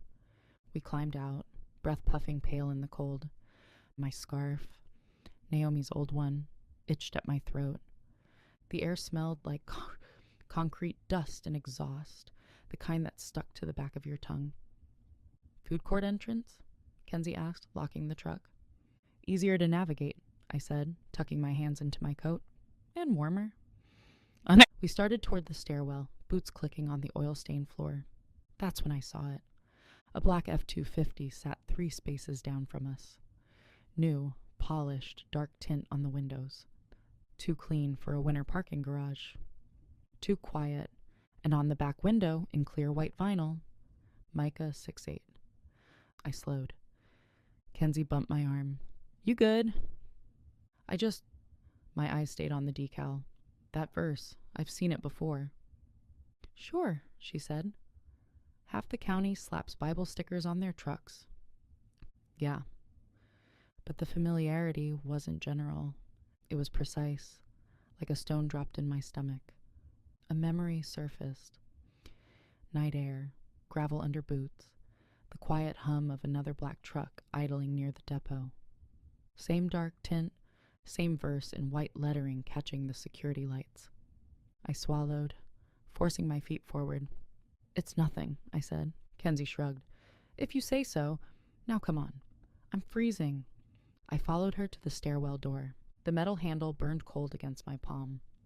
Warm air from below drifted up, carrying the scent of pretzels and cinnamon. "You're sure you're okay?" she asked, holding the door.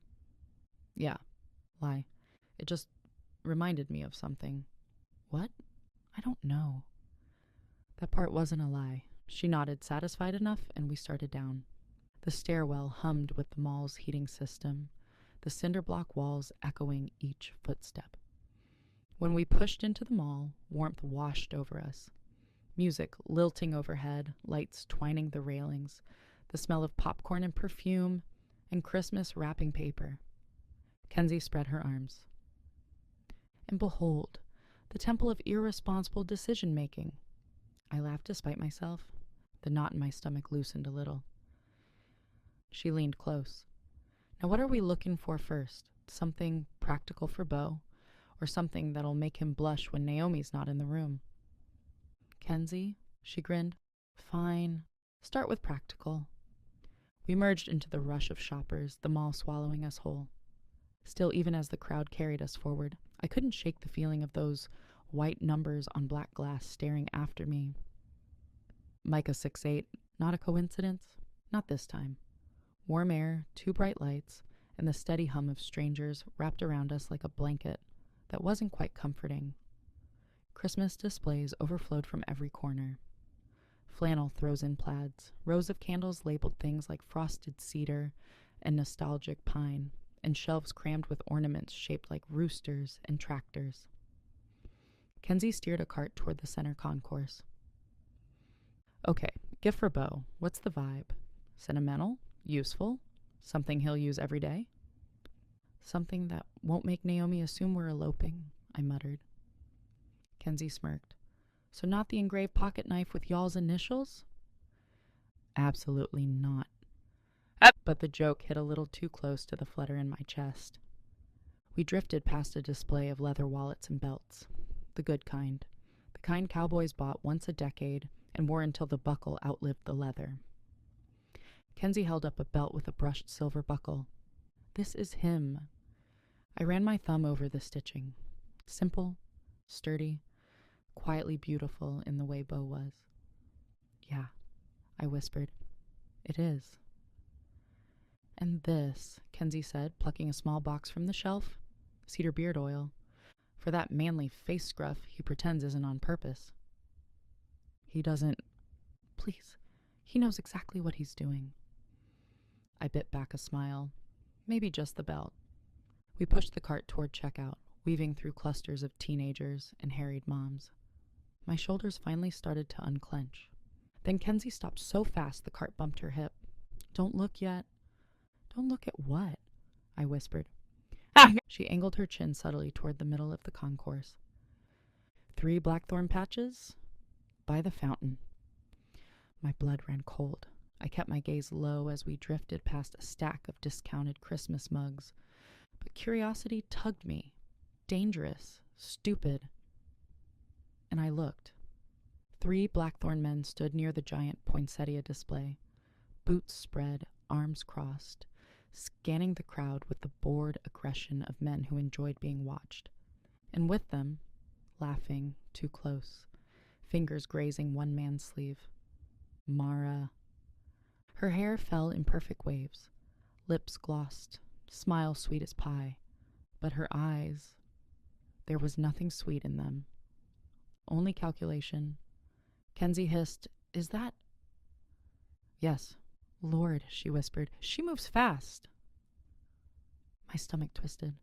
Mara leaned in, whispering something to the tallest man. He chuckled, low, pleased, and touched her back like he'd done it before. Kenzie muttered, Does Beau know she's crawling around with them like that? Not yet, I said, the words tasting like iron. And until I'm sure what I saw, he won't. That's fair, she said. But Ruth, this ain't, maybe. That's Blackthorn. That's trouble. As if she felt the weight of our eyes, Mara suddenly lifted her head. Her gaze snapped toward the crowd. My breath froze. For a heartbeat, I swore she was looking straight at us. Through us. But then she turned away, slipping her hand around the man's arm like she belonged there. Kenzie exhaled. Okay, nope, I'm done. Let's check out and get gone.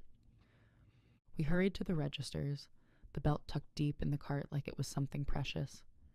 The air in the mall felt heavier now, pressing, humming with something I couldn't name. When we stepped outside, the warmth disappeared instantly. Cold bit at my cheeks. The sky had gone fully dark.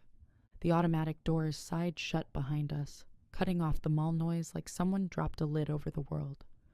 The parking garage felt colder. Concrete, exhaust, old rain seeping from the seams.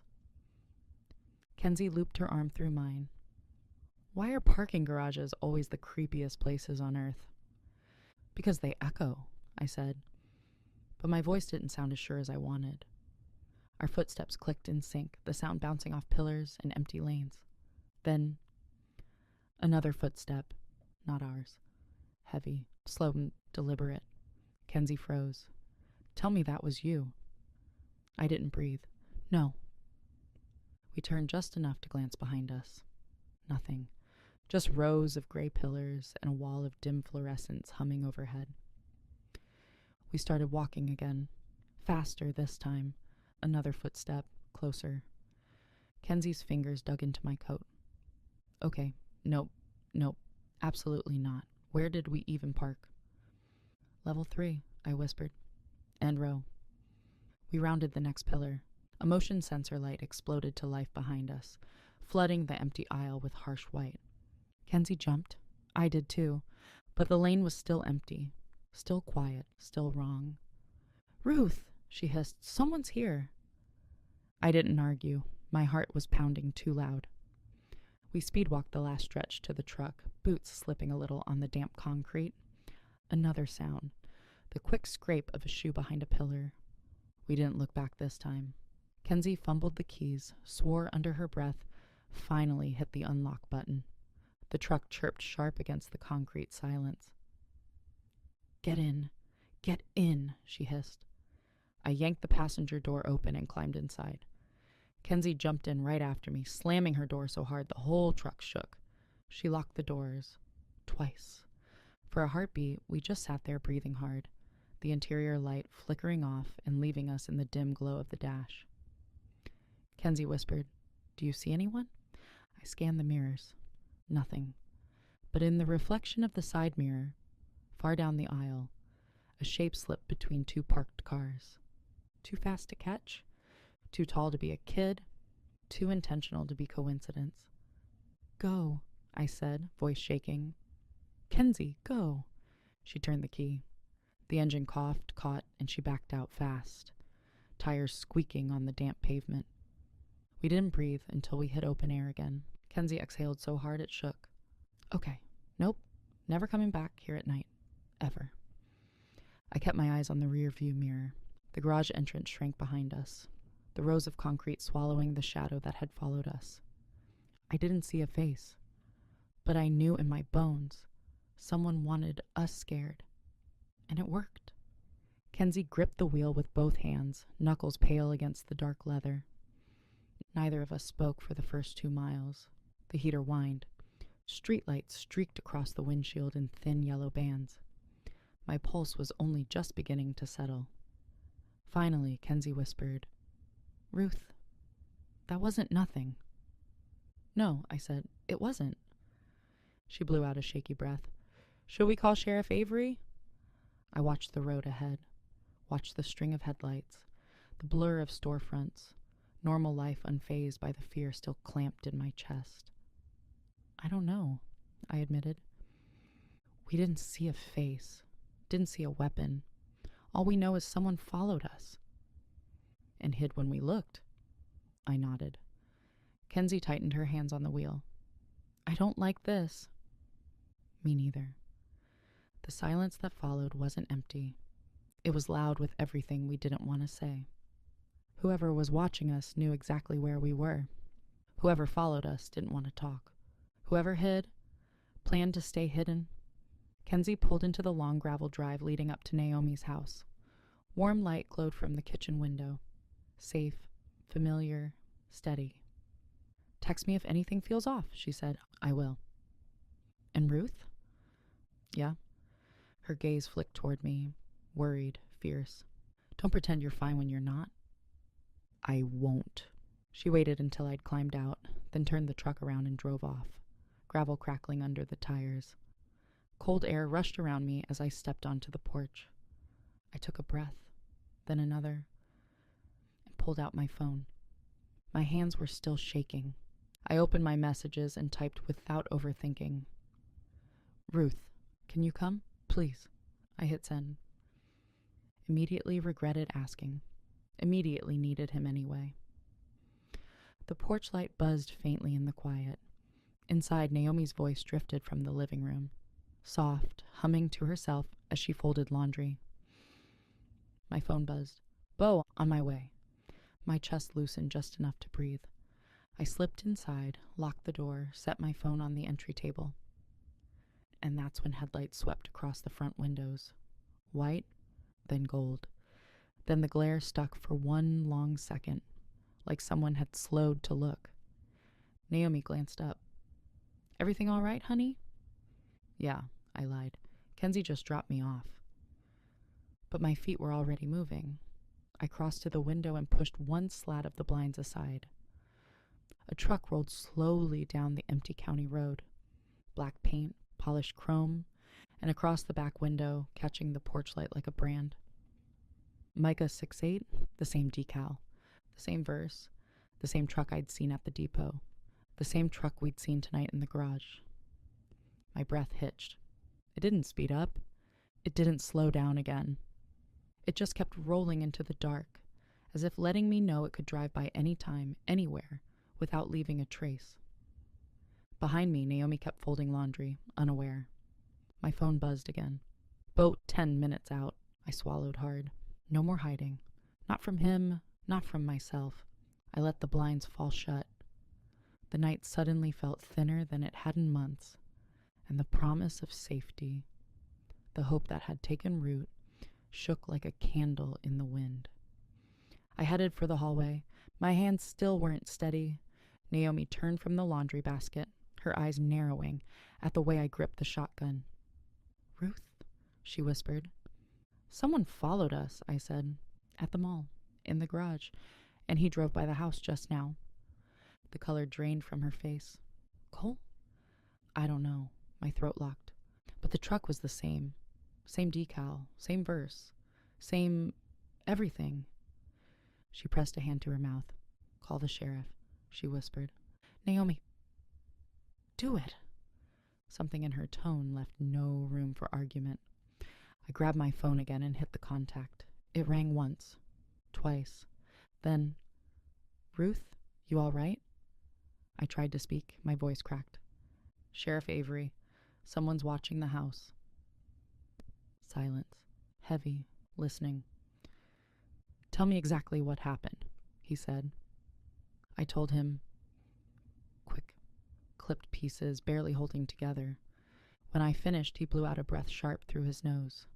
"All right, I'm sending 2 units past your road. They'll patrol through the night. Keep the blinds shut. Don't open the door unless it's me or one of my men." "Thank you," I managed. "And Ruth?" His voice softened. "Just a thread. I'm glad you called." I hung up as gravel crunched outside. Naomi sagged with relief. "That's him." I hurried to the door, heart slamming my ribs. Bo stepped onto the porch, breath fogging in the cold, one hand braced lightly against his side. He saw the fear on my face and came inside without a word. He didn't touch me. Not yet. But his presence steadied the room. "Tell me," he murmured. I did. Every detail. Every flicker of headlights. Every footstep in that garage. His jaw worked once. Twice. The fury was quiet. Controlled. The kind that came from a man who'd been pushed past fear into a place far colder. "The sheriff sending patrol?" he asked. I nodded. "Good." One word. Solid. Certain. Naomi hovered by the counter, wringing her hands. "Bo, you shouldn't be out. You need rest." He gave her a tired half smile. "I'll rest once she's not shaken."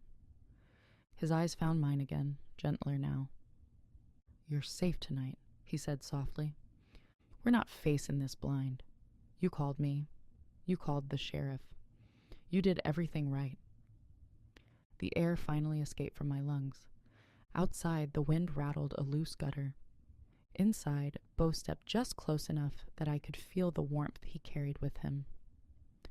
"We'll deal with the rest tomorrow," he murmured. "Together."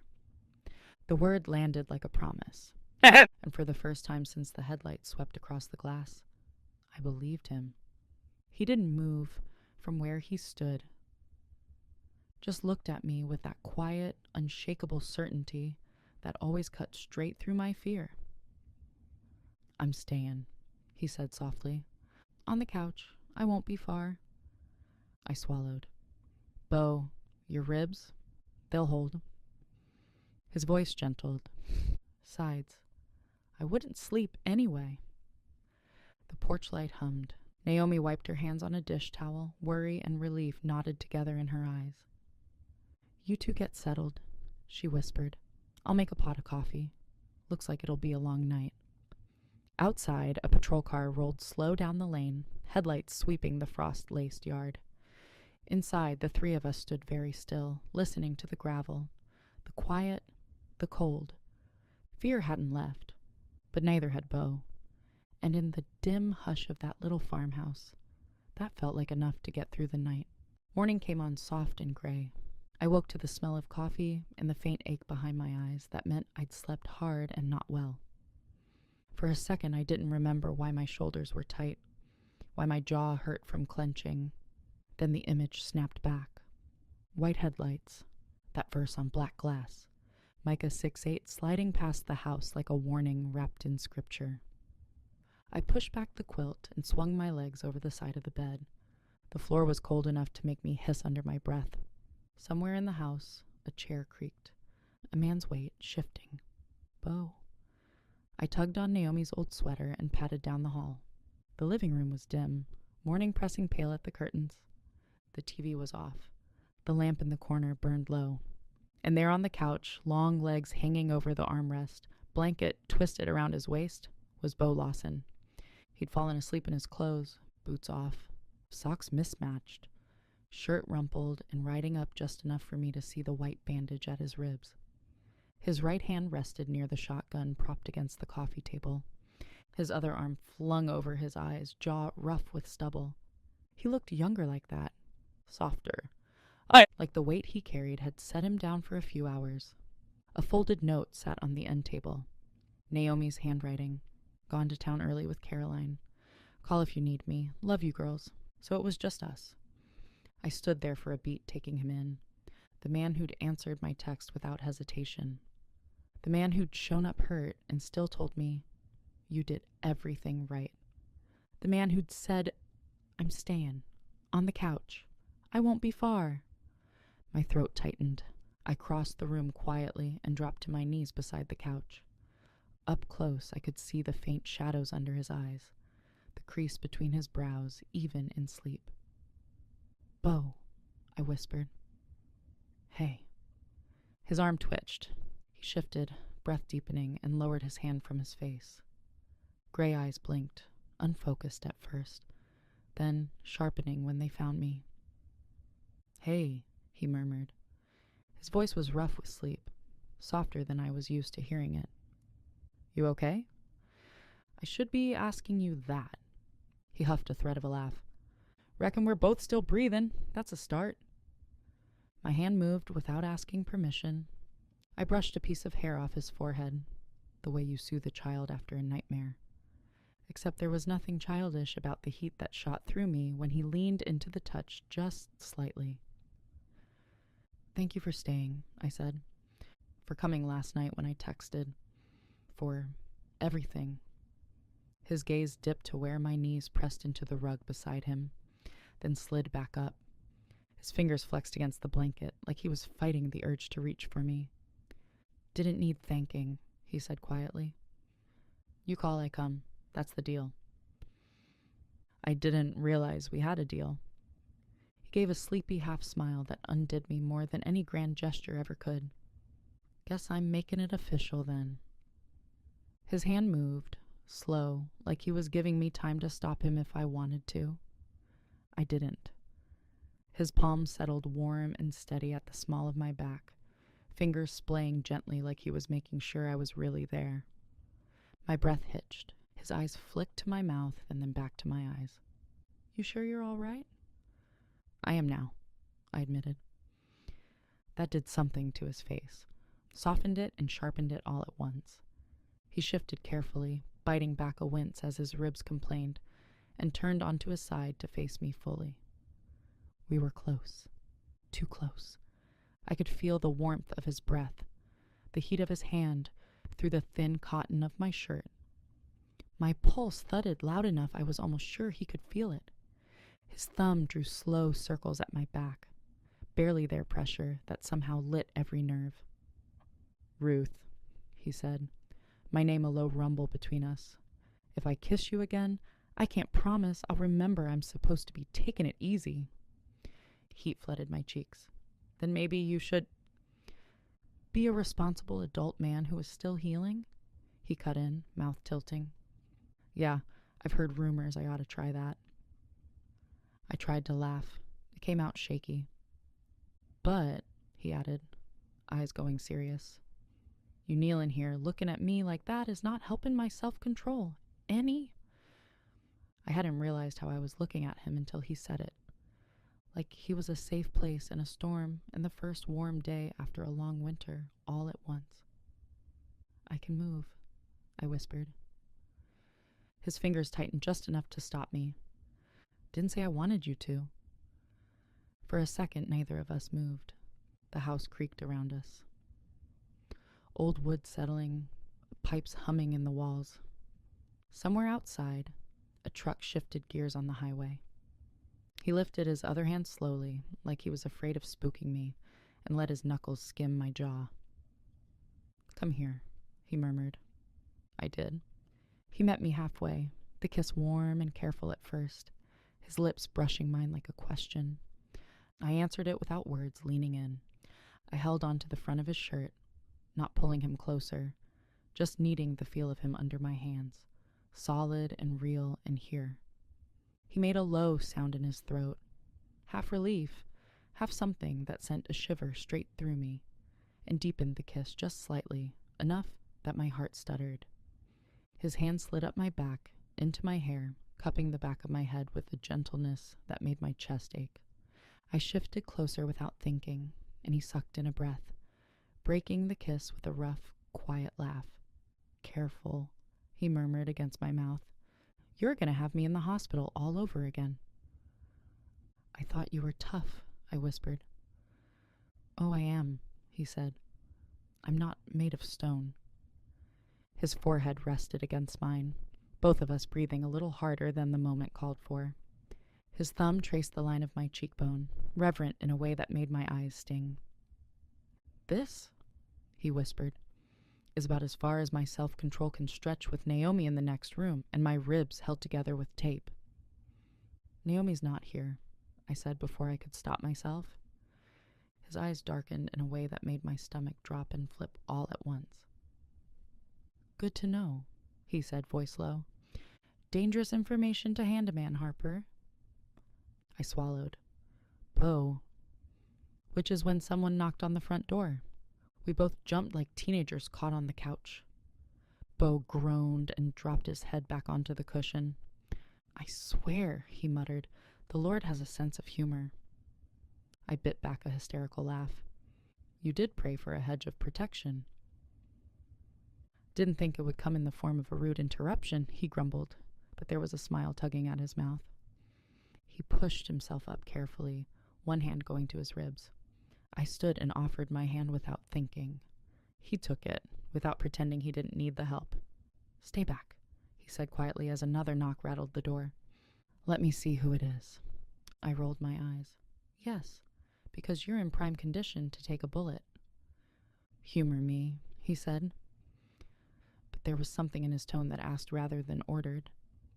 I stepped far enough back to soothe his pride and let him open the door. A uniformed deputy stood on the porch, breath puffing in the cold, hands tucked into his coat pockets. Young, blonde, hat slightly crooked. Morning, he said. Sorry to bother y'all so early. Bo eased the door wider. You from Avery's office? Yes, sir, Deputy Collins. Sheriff asked me to swing past through the night and check for anything off. Just wanted to let you know we didn't see any vehicles matching your description. No signs of anyone hanging around. His gaze flicked past Bo to me, gentle but sharp. Y'all do all right? We slept some, I said. Thank you for coming by. Call if anything else happened, he said. Sheriff's taking it serious. We'll keep a car on this road tonight, too. Just in case. Bo nodded once. Appreciate it. When the deputy left, Bo shut the door and leaned his forehead against the wood for a second, his shoulders dropping. So, he said quietly, what do you want to do with today, Harper? Sit here and let fear chew on you? Or get up and go look it in the eye? I crossed my arms, more to hold in the tremble than anything. What did you have in mind?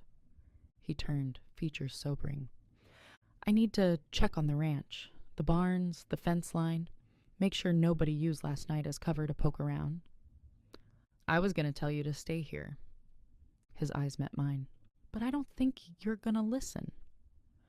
No, I said, I'm not. A flicker of pride touched his face. Didn't figure you would. All right, then. We go together. He said it simple, like it was obvious. Like together was the default now. Something in my chest loosened. Let me text Naomi where we're headed, I said. She'll want to know. He nodded. I'll get the truck warmed up. And Ruth? Yeah? His mouth curved faintly. Coffee first. I'm brave, not stupid. I laughed, the sound a little wild but real. Maybe the fear hadn't left. But he hadn't either. And for the first time in a long time, that felt like enough to step forward. The ranch looked almost normal in the winter light. Frost silvered the pasture edges. Breath puffed from the cattle in soft clouds. Jace's old truck sat crooked by the barn, hood up. Radio crackling faintly as he worked. But the closer we got to the pens, the more I felt it. The wrongness under the surface. Like the land itself was holding its breath. Bo moved more slowly than usual. One arm threaded through the slats of the fence for support, the other pressed unconsciously to his side. He was trying to hide the winces. He wasn't fooling me. One of the cows near the far trough shifted, stumbled, then stood still with her head hanging low. Bo, I said quietly. Look. He followed my gaze. His jaw tightened. We walked to the rail. Up close, the cow's eyes looked dull, her breathing labored. There was a faint, sour smell near the water. That's the third one this week, Bo muttered. Thought it was just stress. Cold snap. Feed mix. Have you called Dr. Hayes back? I asked. He went still in that way he did when guilt hit, the kind that curled his hands into fists. I've got 3 voicemails from him, he said finally. From before everything went sideways.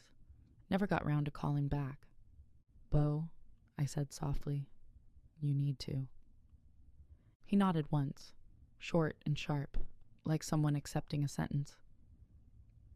Yeah, I do. He pulled out his phone, thumb hovering for a second over the contact before he pressed it. He put it on speaker. It rang twice. Lawson? The voice on the other end sounded tired, like it had been a long month for him too. Morning, Dr. Hayes. It's Bo. Sorry it took me a bit to get back to you. I'd say, Hayes muttered. I've been trying to reach you for weeks. You got a minute to talk about those water samples you brought in? Yeah, Bo said. You're on speaker. Ruth's here with me. Morning, Ruth, Hayes said. You still living out at Naomi's? Yes, sir. All right, listen. I ran those tests 3 times to be sure before I called it in. Papers rustled on his end. It wasn't fertilizer contamination. It wasn't algae bloom. It's arsenic. The word hung in the cold air like a bullet. My stomach dropped. Bo didn't move. Arsenic, he repeated, voice flat. Levels high enough to make the herd sick over time, Hayes went on. Not high enough to kill everything off at once, but consistent. Like it's been in the water a while. Low dose, building up. In the well? I managed. No, ma'am. Trough samples only. Whatever's going on, it's localized. I'd drain every trough on that place, scrub 'em, flush the lines, and keep those cows off the old water until you're confident it's clear. And Bo? Yeah. Hayes hesitated. That kind of concentration doesn't just happen. Not out there. Not like that. You're saying somebody did it on purpose, Bo said. I'm saying I've seen this before in a negligence case and once in a spiteful neighbor suit. But this much, Hayes exhaled. I'd talk to your sheriff. We exchanged a look. Bo's eyes were storm dark. Thanks, Doc, he said. We'll get to work. He hung up and stared at the trough a long moment. Arsenic, he said again, more to himself than to me. In my cattle, on my land. Do you think it has anything to do with the man at the depot? I asked quietly. Or one of Blackthorn's men? Or... Don't know, he cut in, jaw working. But I know this much. It wasn't an accident. And I'm done letting other men decide if this ranch lives or dies. He turned to me, something fierce and steady in his gaze. You up for getting your hands dirty, Harper? I blew out a breath that smoked in the air. I've been scrubbing ash out of my life for months, I said. I can scrub a trough. His mouth twitched, pride and affection tangled. That's my girl. The words hit me square in the chest, like a claim he didn't even realize he was making yet. It scared me. It warmed me. It made my answer simple. I'll get the hoses, I said. The next stretch of days blurred into a new kind of work. We drained every trough on the place. Long metal guts that groaned and spat and finally went dry. We scrubbed them with stiff brushes and vinegar that stung my nose, then rinsed and rinsed again until the water ran clear. Beau moved slower than he liked. I could tell by the slate line of his mouth every time the pain stole his breath. But he kept going, only stopping when I planted myself in front of him and pointed toward the porch. You sit, I'd say, or I will drag you by what's left of that rib cage. Bossy, he'd mutter. Alive, I'd shoot back. Jace came by with extra hoses and a line on a friend with portable tanks. Naomi brought sandwiches and thermoses of coffee, her eyes softer and more tired every time she watched us slog back and forth from well house to pasture.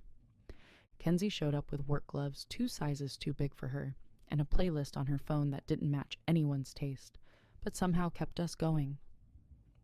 This is what you get, she said, looping an arm through mine as we walked toward the next trough. You date a rancher, you get ranch problems.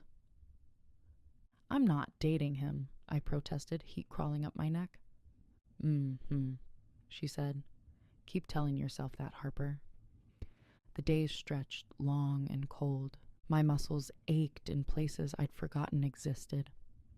At night, when I crawled into bed, the smell of metal and vinegar clung to my skin no matter how hard I scrubbed. But the cattle started to look better, their eyes clearer, their movements steadier. The air around the troughs lost that sour tang. Every small improvement felt like a tiny rebellion against whoever was trying to break us. Christmas slipped by quieter than any of us expected. Between the cold, the cattle, and the long days, none of us had the heart for anything big. Beau showed up early with coffee, stiff and moving careful. We exchanged gifts in the mudroom between chores, hands raw from bleach and cold. I gave him the leather belt Kenzie helped me pick out. He ran a thumb over the stitching like it meant something. He handed me a small wrapped box.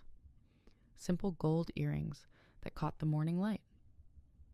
Figured you deserve something that's just beautiful, he said, rubbing the back of his neck like he regretted it. We hugged, awkward around his ribs, and went back out into the cold. It was the first Christmas since losing Daniel that didn't feel like surviving. It felt like beginning again.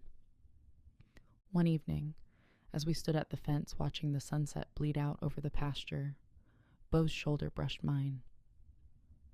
Thank you, he said quietly. For what? I asked. For not running when it got hard, he said. Most folks look at a mess like this and start selling pieces of themselves off till there's nothing left. You rolled up your sleeves instead. I swallowed. I tried running once, I said. Didn't help. Grief just kept pace. He nodded, understanding in the lines of his face. All right. Reckon we're both learning how to stand our ground again. The wind cut sharp across the open field, carrying the distant pop of someone setting off early fireworks in town, small flashes against the darkening sky. For a while, neither of us spoke, just watching the cattle drink from clean water. Finally clean. A quiet settled between us. Not heavy, just full. I nudged him lightly with my shoulder. So, since we didn't get much of a Christmas, I said, trying to sound casual even as my heart thumped, I was thinking maybe we should do something for New Year's. Beau's brow lifted. Something like what? A get-together, I said. Small, warm, chili on the stove, bonfire out back. Nothing fancy. Just people, laughter, life on this ranch again. His jaw shifted. Not refusal, but caution. Ruth, with everything going on, I don't know if... Please, I said gently. We've been living in fear and funerals for months. This ranch needs a night that doesn't end in grief. And so do we. He looked out over the pasture, thinking. Someone in town set off another firework. Small, bright, fleeting. Bo exhaled slowly. Who'd we even invite? A smile tugged at my mouth. Leave that to me. He huffed a laugh, defeated in the sweetest way. That's what I'm afraid of. I bumped his arm, carefully. It'll be good for folks to see this place standin', to see us standin'. His eyes softened. Something warm, something hopeful, something that looked a little like trust. All right, he said finally. New Year's at Lawson Ranch.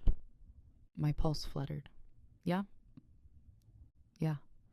You're in charge of the list, he said, pointing at me. But keep it tame. No circus tents. No promises. He shook his head, smiling as we started walking back toward the house, our boots crunching through frost. Naomi's windows glowed warm in the falling dark. Behind us, the cattle drank. Ahead of us, a new year was waiting, and whatever waited with it, we'd face it side by side. The Lawson Ranch hadn't felt this alive in months. By the time I stepped out with a tray of cornbread, headlights were already disappearing as neighbors and ranch hands piled into the yard. Kids chased each other around the bonfire. Christmas lights zigzagged from the barn roof to the fence line, casting warm ribbons of gold over the frost. Naomi brushed past me with a pot of chili. Go on, Ruth.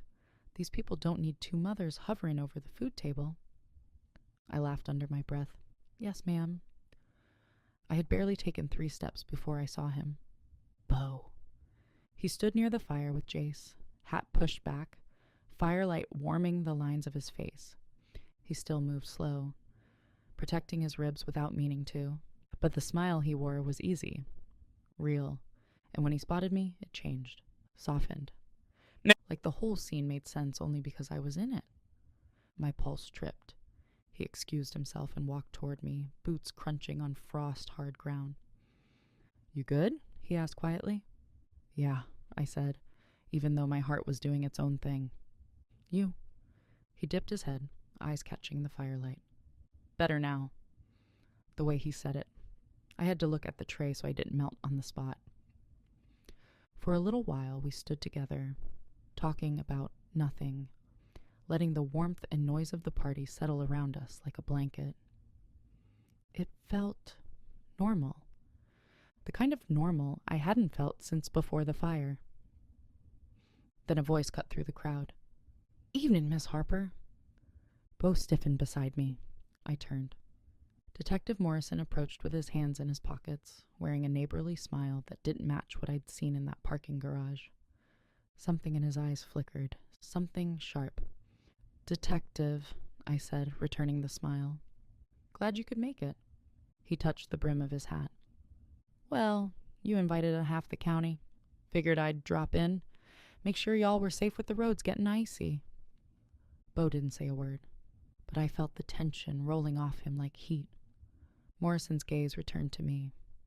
You driving home tonight, Ruth? These back roads freeze quicker than people think. A normal question, a polite warning, except it wasn't. Something in the way he said home made my stomach twist. Bo shifted closer, a quiet claim, his shoulder brushing mine. We'll be careful, I said. Good. Morrison smiled again, too smooth. Y'all enjoy your evening. He drifted back into the crowd, shaking hands, nodding to neighbors like he'd been born into the community. Bo watched him go, jaw tight. You invited him? He asked softly.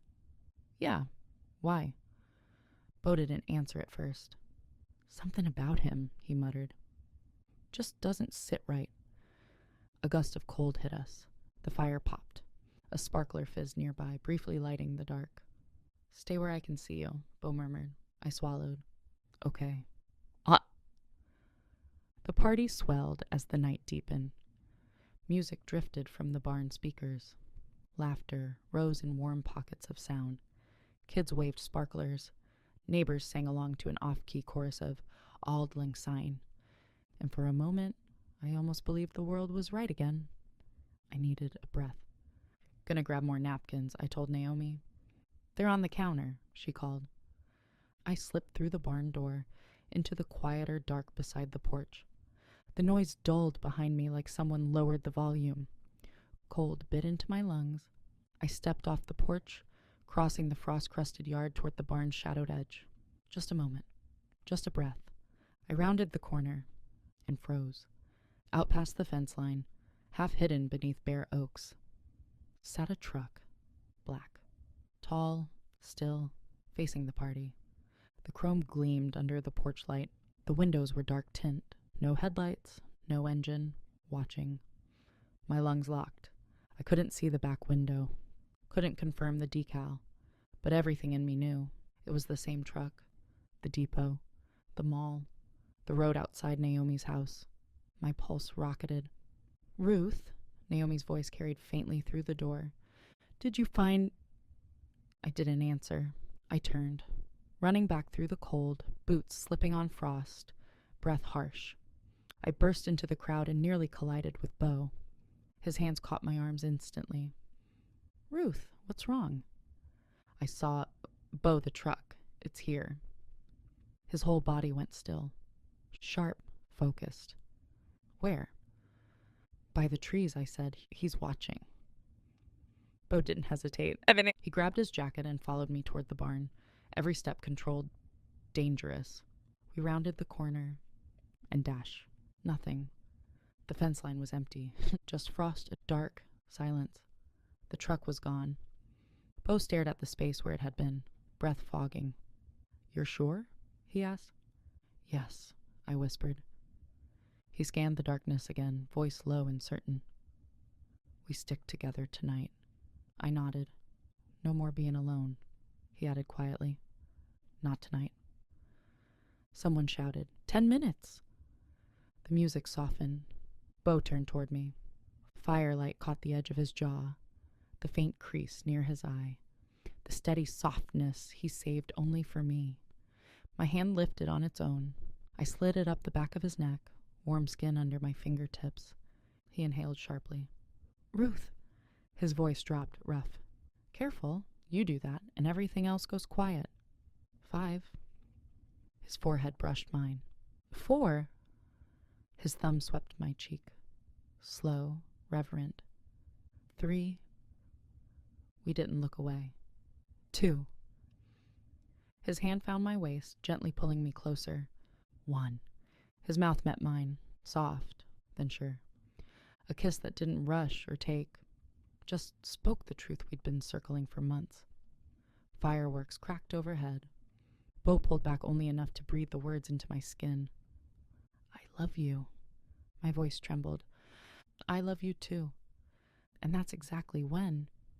Oh Lord, move! Kenzie shrieked. We barely turned before she puked straight into a snowdrift. Beau blinked. Well, that kills the mood. I laughed, helpless, breathless. Cleanup began. Neighbors drifted off. Naomi rubbed her temples. I'm heading home, she said. Call me when y'all are done. We will, I said. Kenzie gagged again. I'm perfectly fine. Just dehydrated. Beau sighed. Let's get her home before she baptizes the driveway again. We helped her into the truck. Kenzie fell asleep halfway to town, mumbling nonsense about her boots being too judgmental. Beau carried her to her couch, locked her door, and we stepped back into the cold. He paused by the truck, breath fogging. You holding up? He asked. I exhaled slowly. Trying to. He reached for my hand again, warm, steady. We pulled onto the county road, leaving the streetlights behind.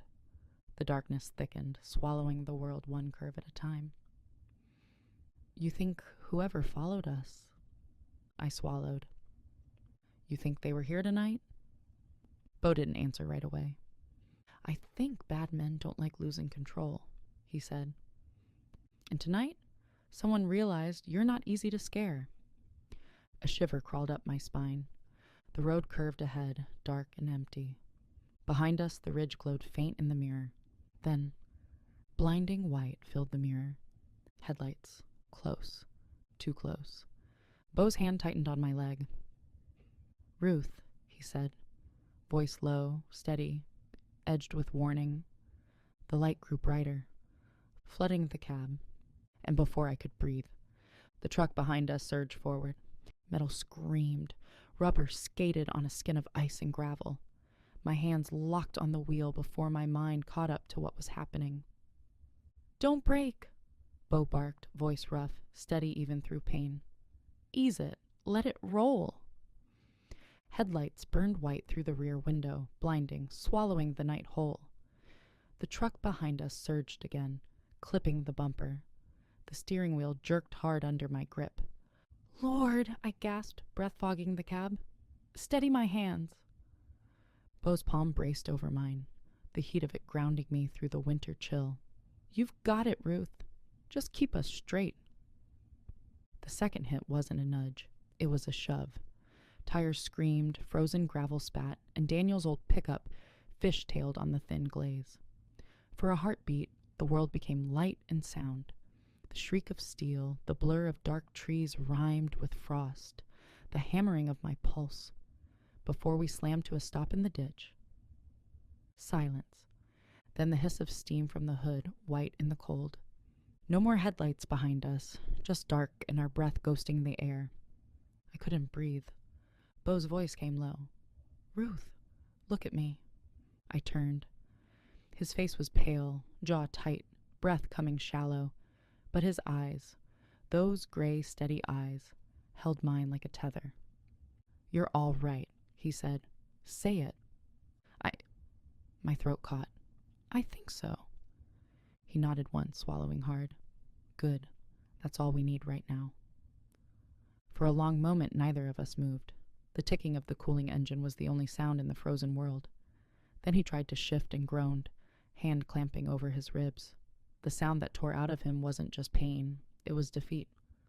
"Beau," I said sharply, "are you okay?" "I'm fine." His voice was tight, breath ragged, nowhere close to fine. He reached for his jacket, trying to get a better grip on his side, but the motion dragged another harsh groan from him. His hand flew to his ribs, fingers digging in. "Let me see," I whispered. He didn't argue, just lifted his shirt an inch, jaw locking. I flicked on the truck's dome light. The glow washed over his skin, pale, strained, and below his ribs a dark, deepened shadow was already forming under the surface. Not bleeding, not torn. A fresh bruise blooming fast, the kind that shows up when an old injury takes a direct blow. Beau sucked in a sharp breath, the sound tearing out of him. "Don't touch there." "I'm not," I whispered, even though my hands shook. "That's not nothing." "It'll be worse in the morning." His voice hitched. "Just get me home." I nodded and eased the truck carefully back onto the road. He didn't argue after that. The pain was catching him too fast. He braced one hand against the dash, teeth grit, eyes shutting tight each time the tires hit a patch of rutted gravel.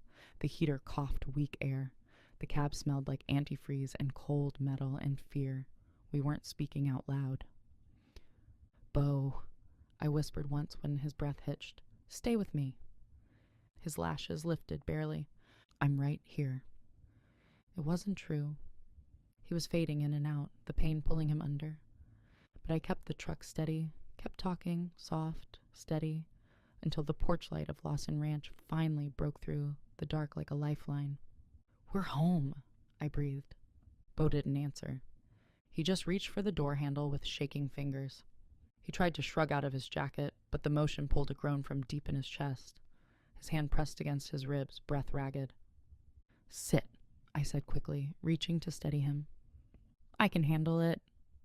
The words snapped out sharper than he meant. His jaw clenched, teeth grinding. "Can't even walk straight in my own damn house." His voice cracked. "Couldn't keep Clara safe." Before I could answer, he shoved past me into the kitchen. His hand slammed against the counter.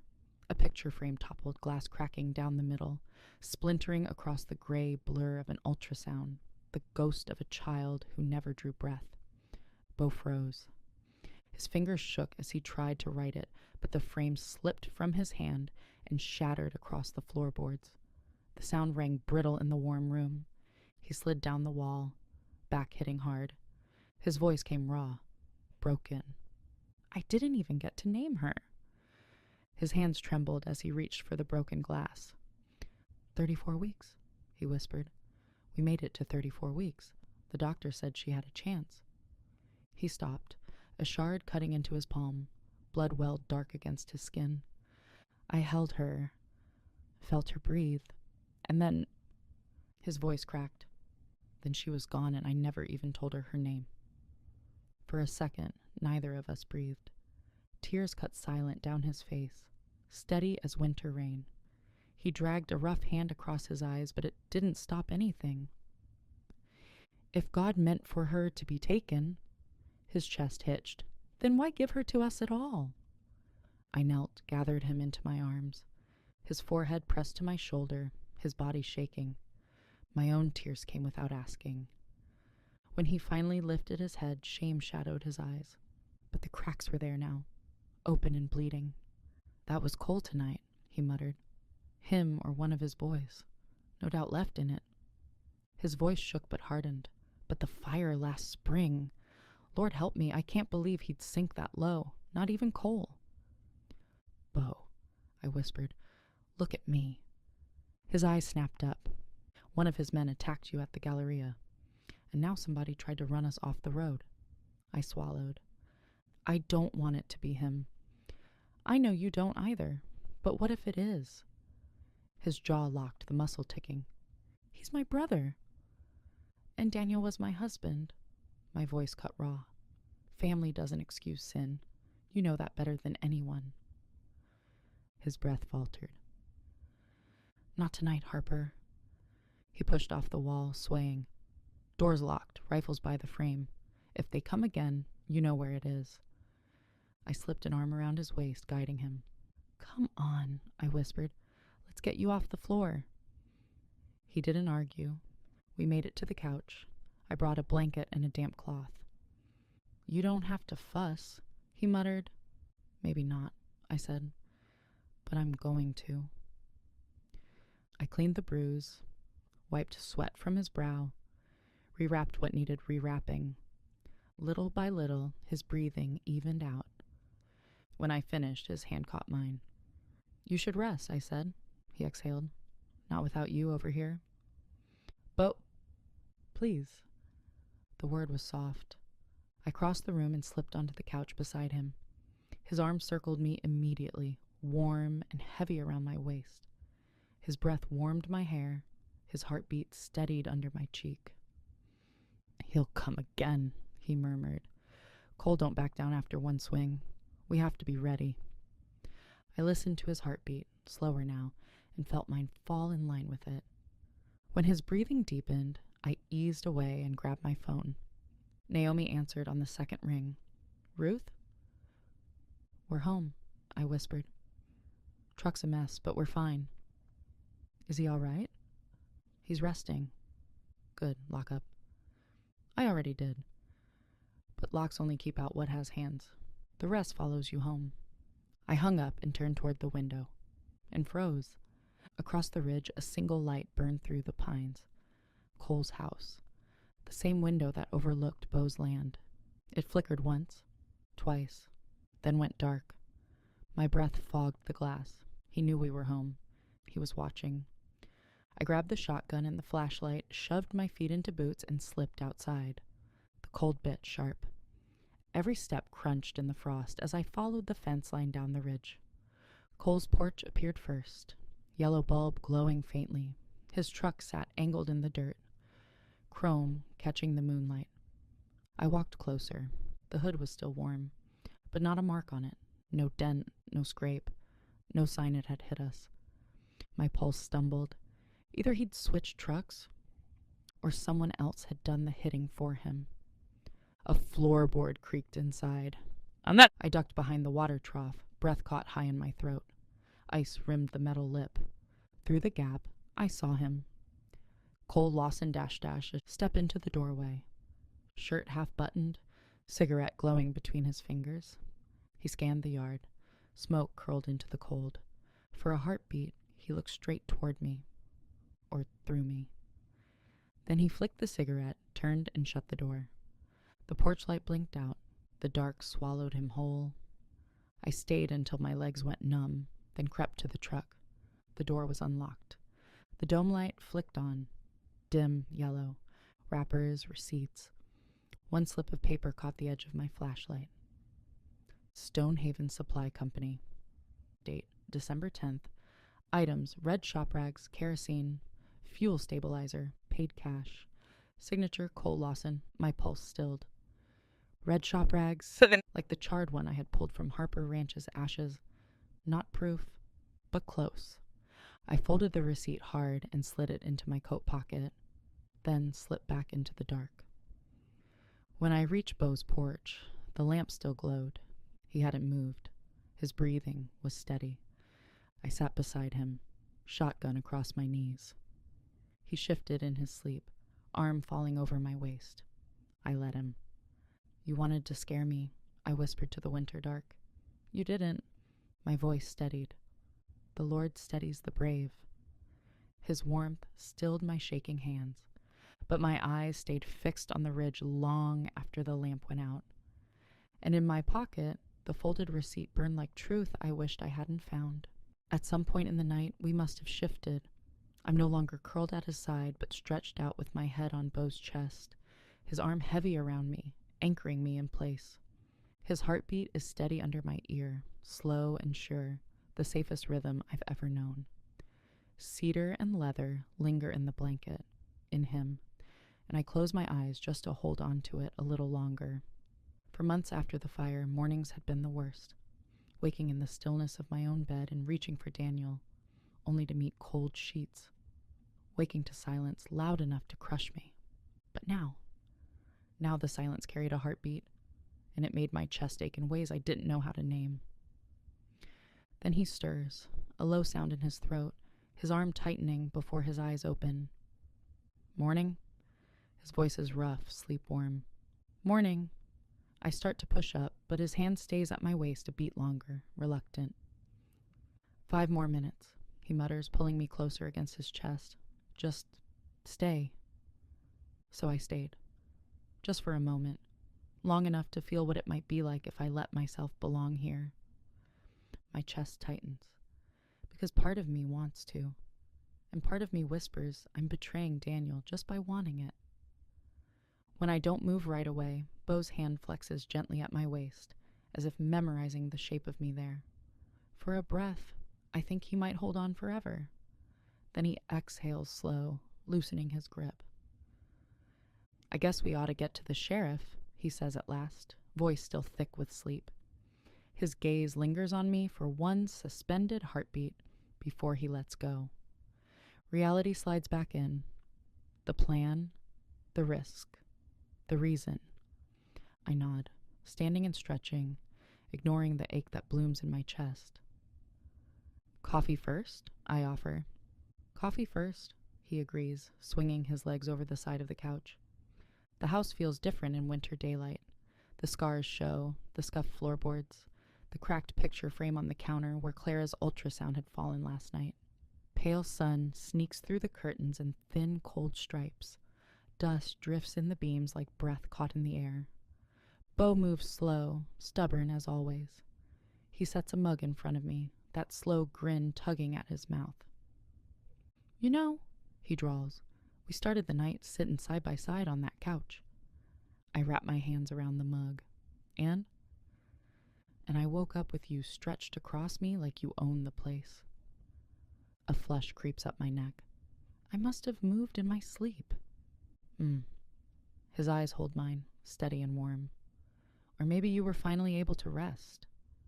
The words land low in my chest, sparking heat I try to hide behind a sip of coffee. Then I remembered what waited in my coat pocket. The folded slip of paper had burned against my palm all night. I need to tell you something, I said quietly.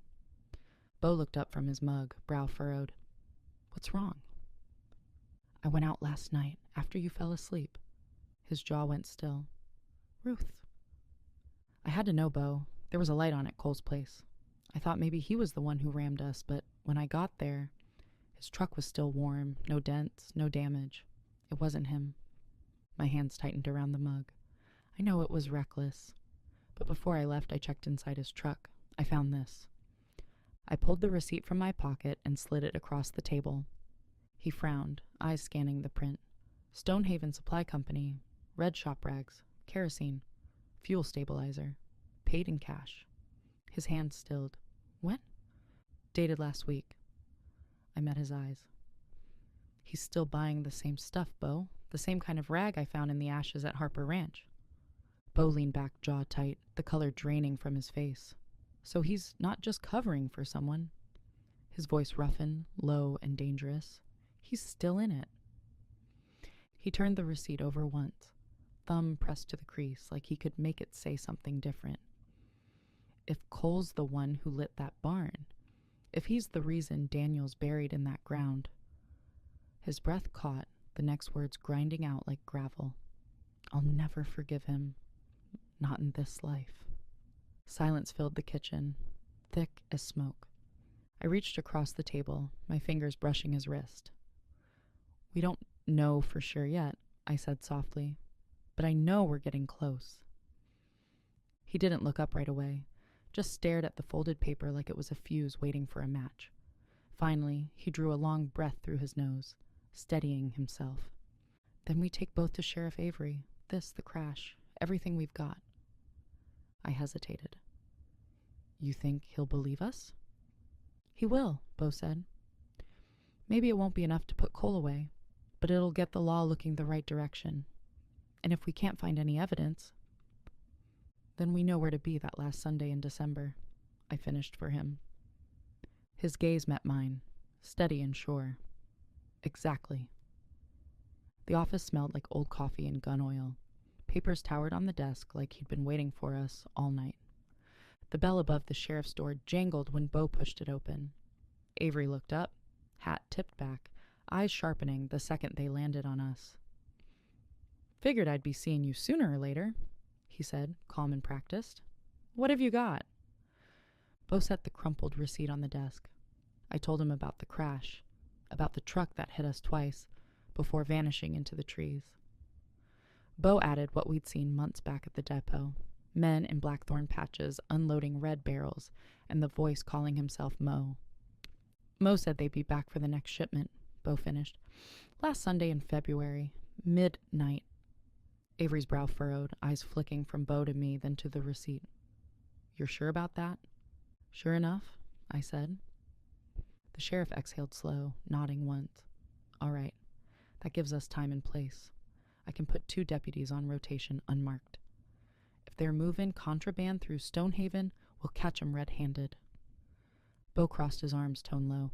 You think Cole's tied up in it? Avery's jaw flexed. Maybe. But we won't get him on this unless he shows. Best thing you 2 can do is keep quiet. If word gets out, they'll shift routes, and we'll lose the chance to end this clean. He slid the receipt into an evidence envelope. I'll file it under arson follow-up. It'll buy us time without tipping them off. I nodded, pulse steady but cold. And if they come after us again? Lock your doors, keep your lights low. You've rattled a hornet's nest. They'll sting before they scatter. Bo's hand brushed mine, quiet reassurance in the touch. We'll be ready. Avery's eyes softened just a fraction. You 2 watch each other's backs. Sunday will come quick. We stepped out into the brittle daylight, air sharp enough to sting. The cold carried the smell of pine and far-off smoke. Bo adjusted his hat, jaw tight. We did the right thing, he said. Then why doesn't it feel like enough? He didn't answer right away, just looked down the road toward the ridge where Cole's house sat hidden by trees. Because it's not over yet, he said. Not till the fire's out for good.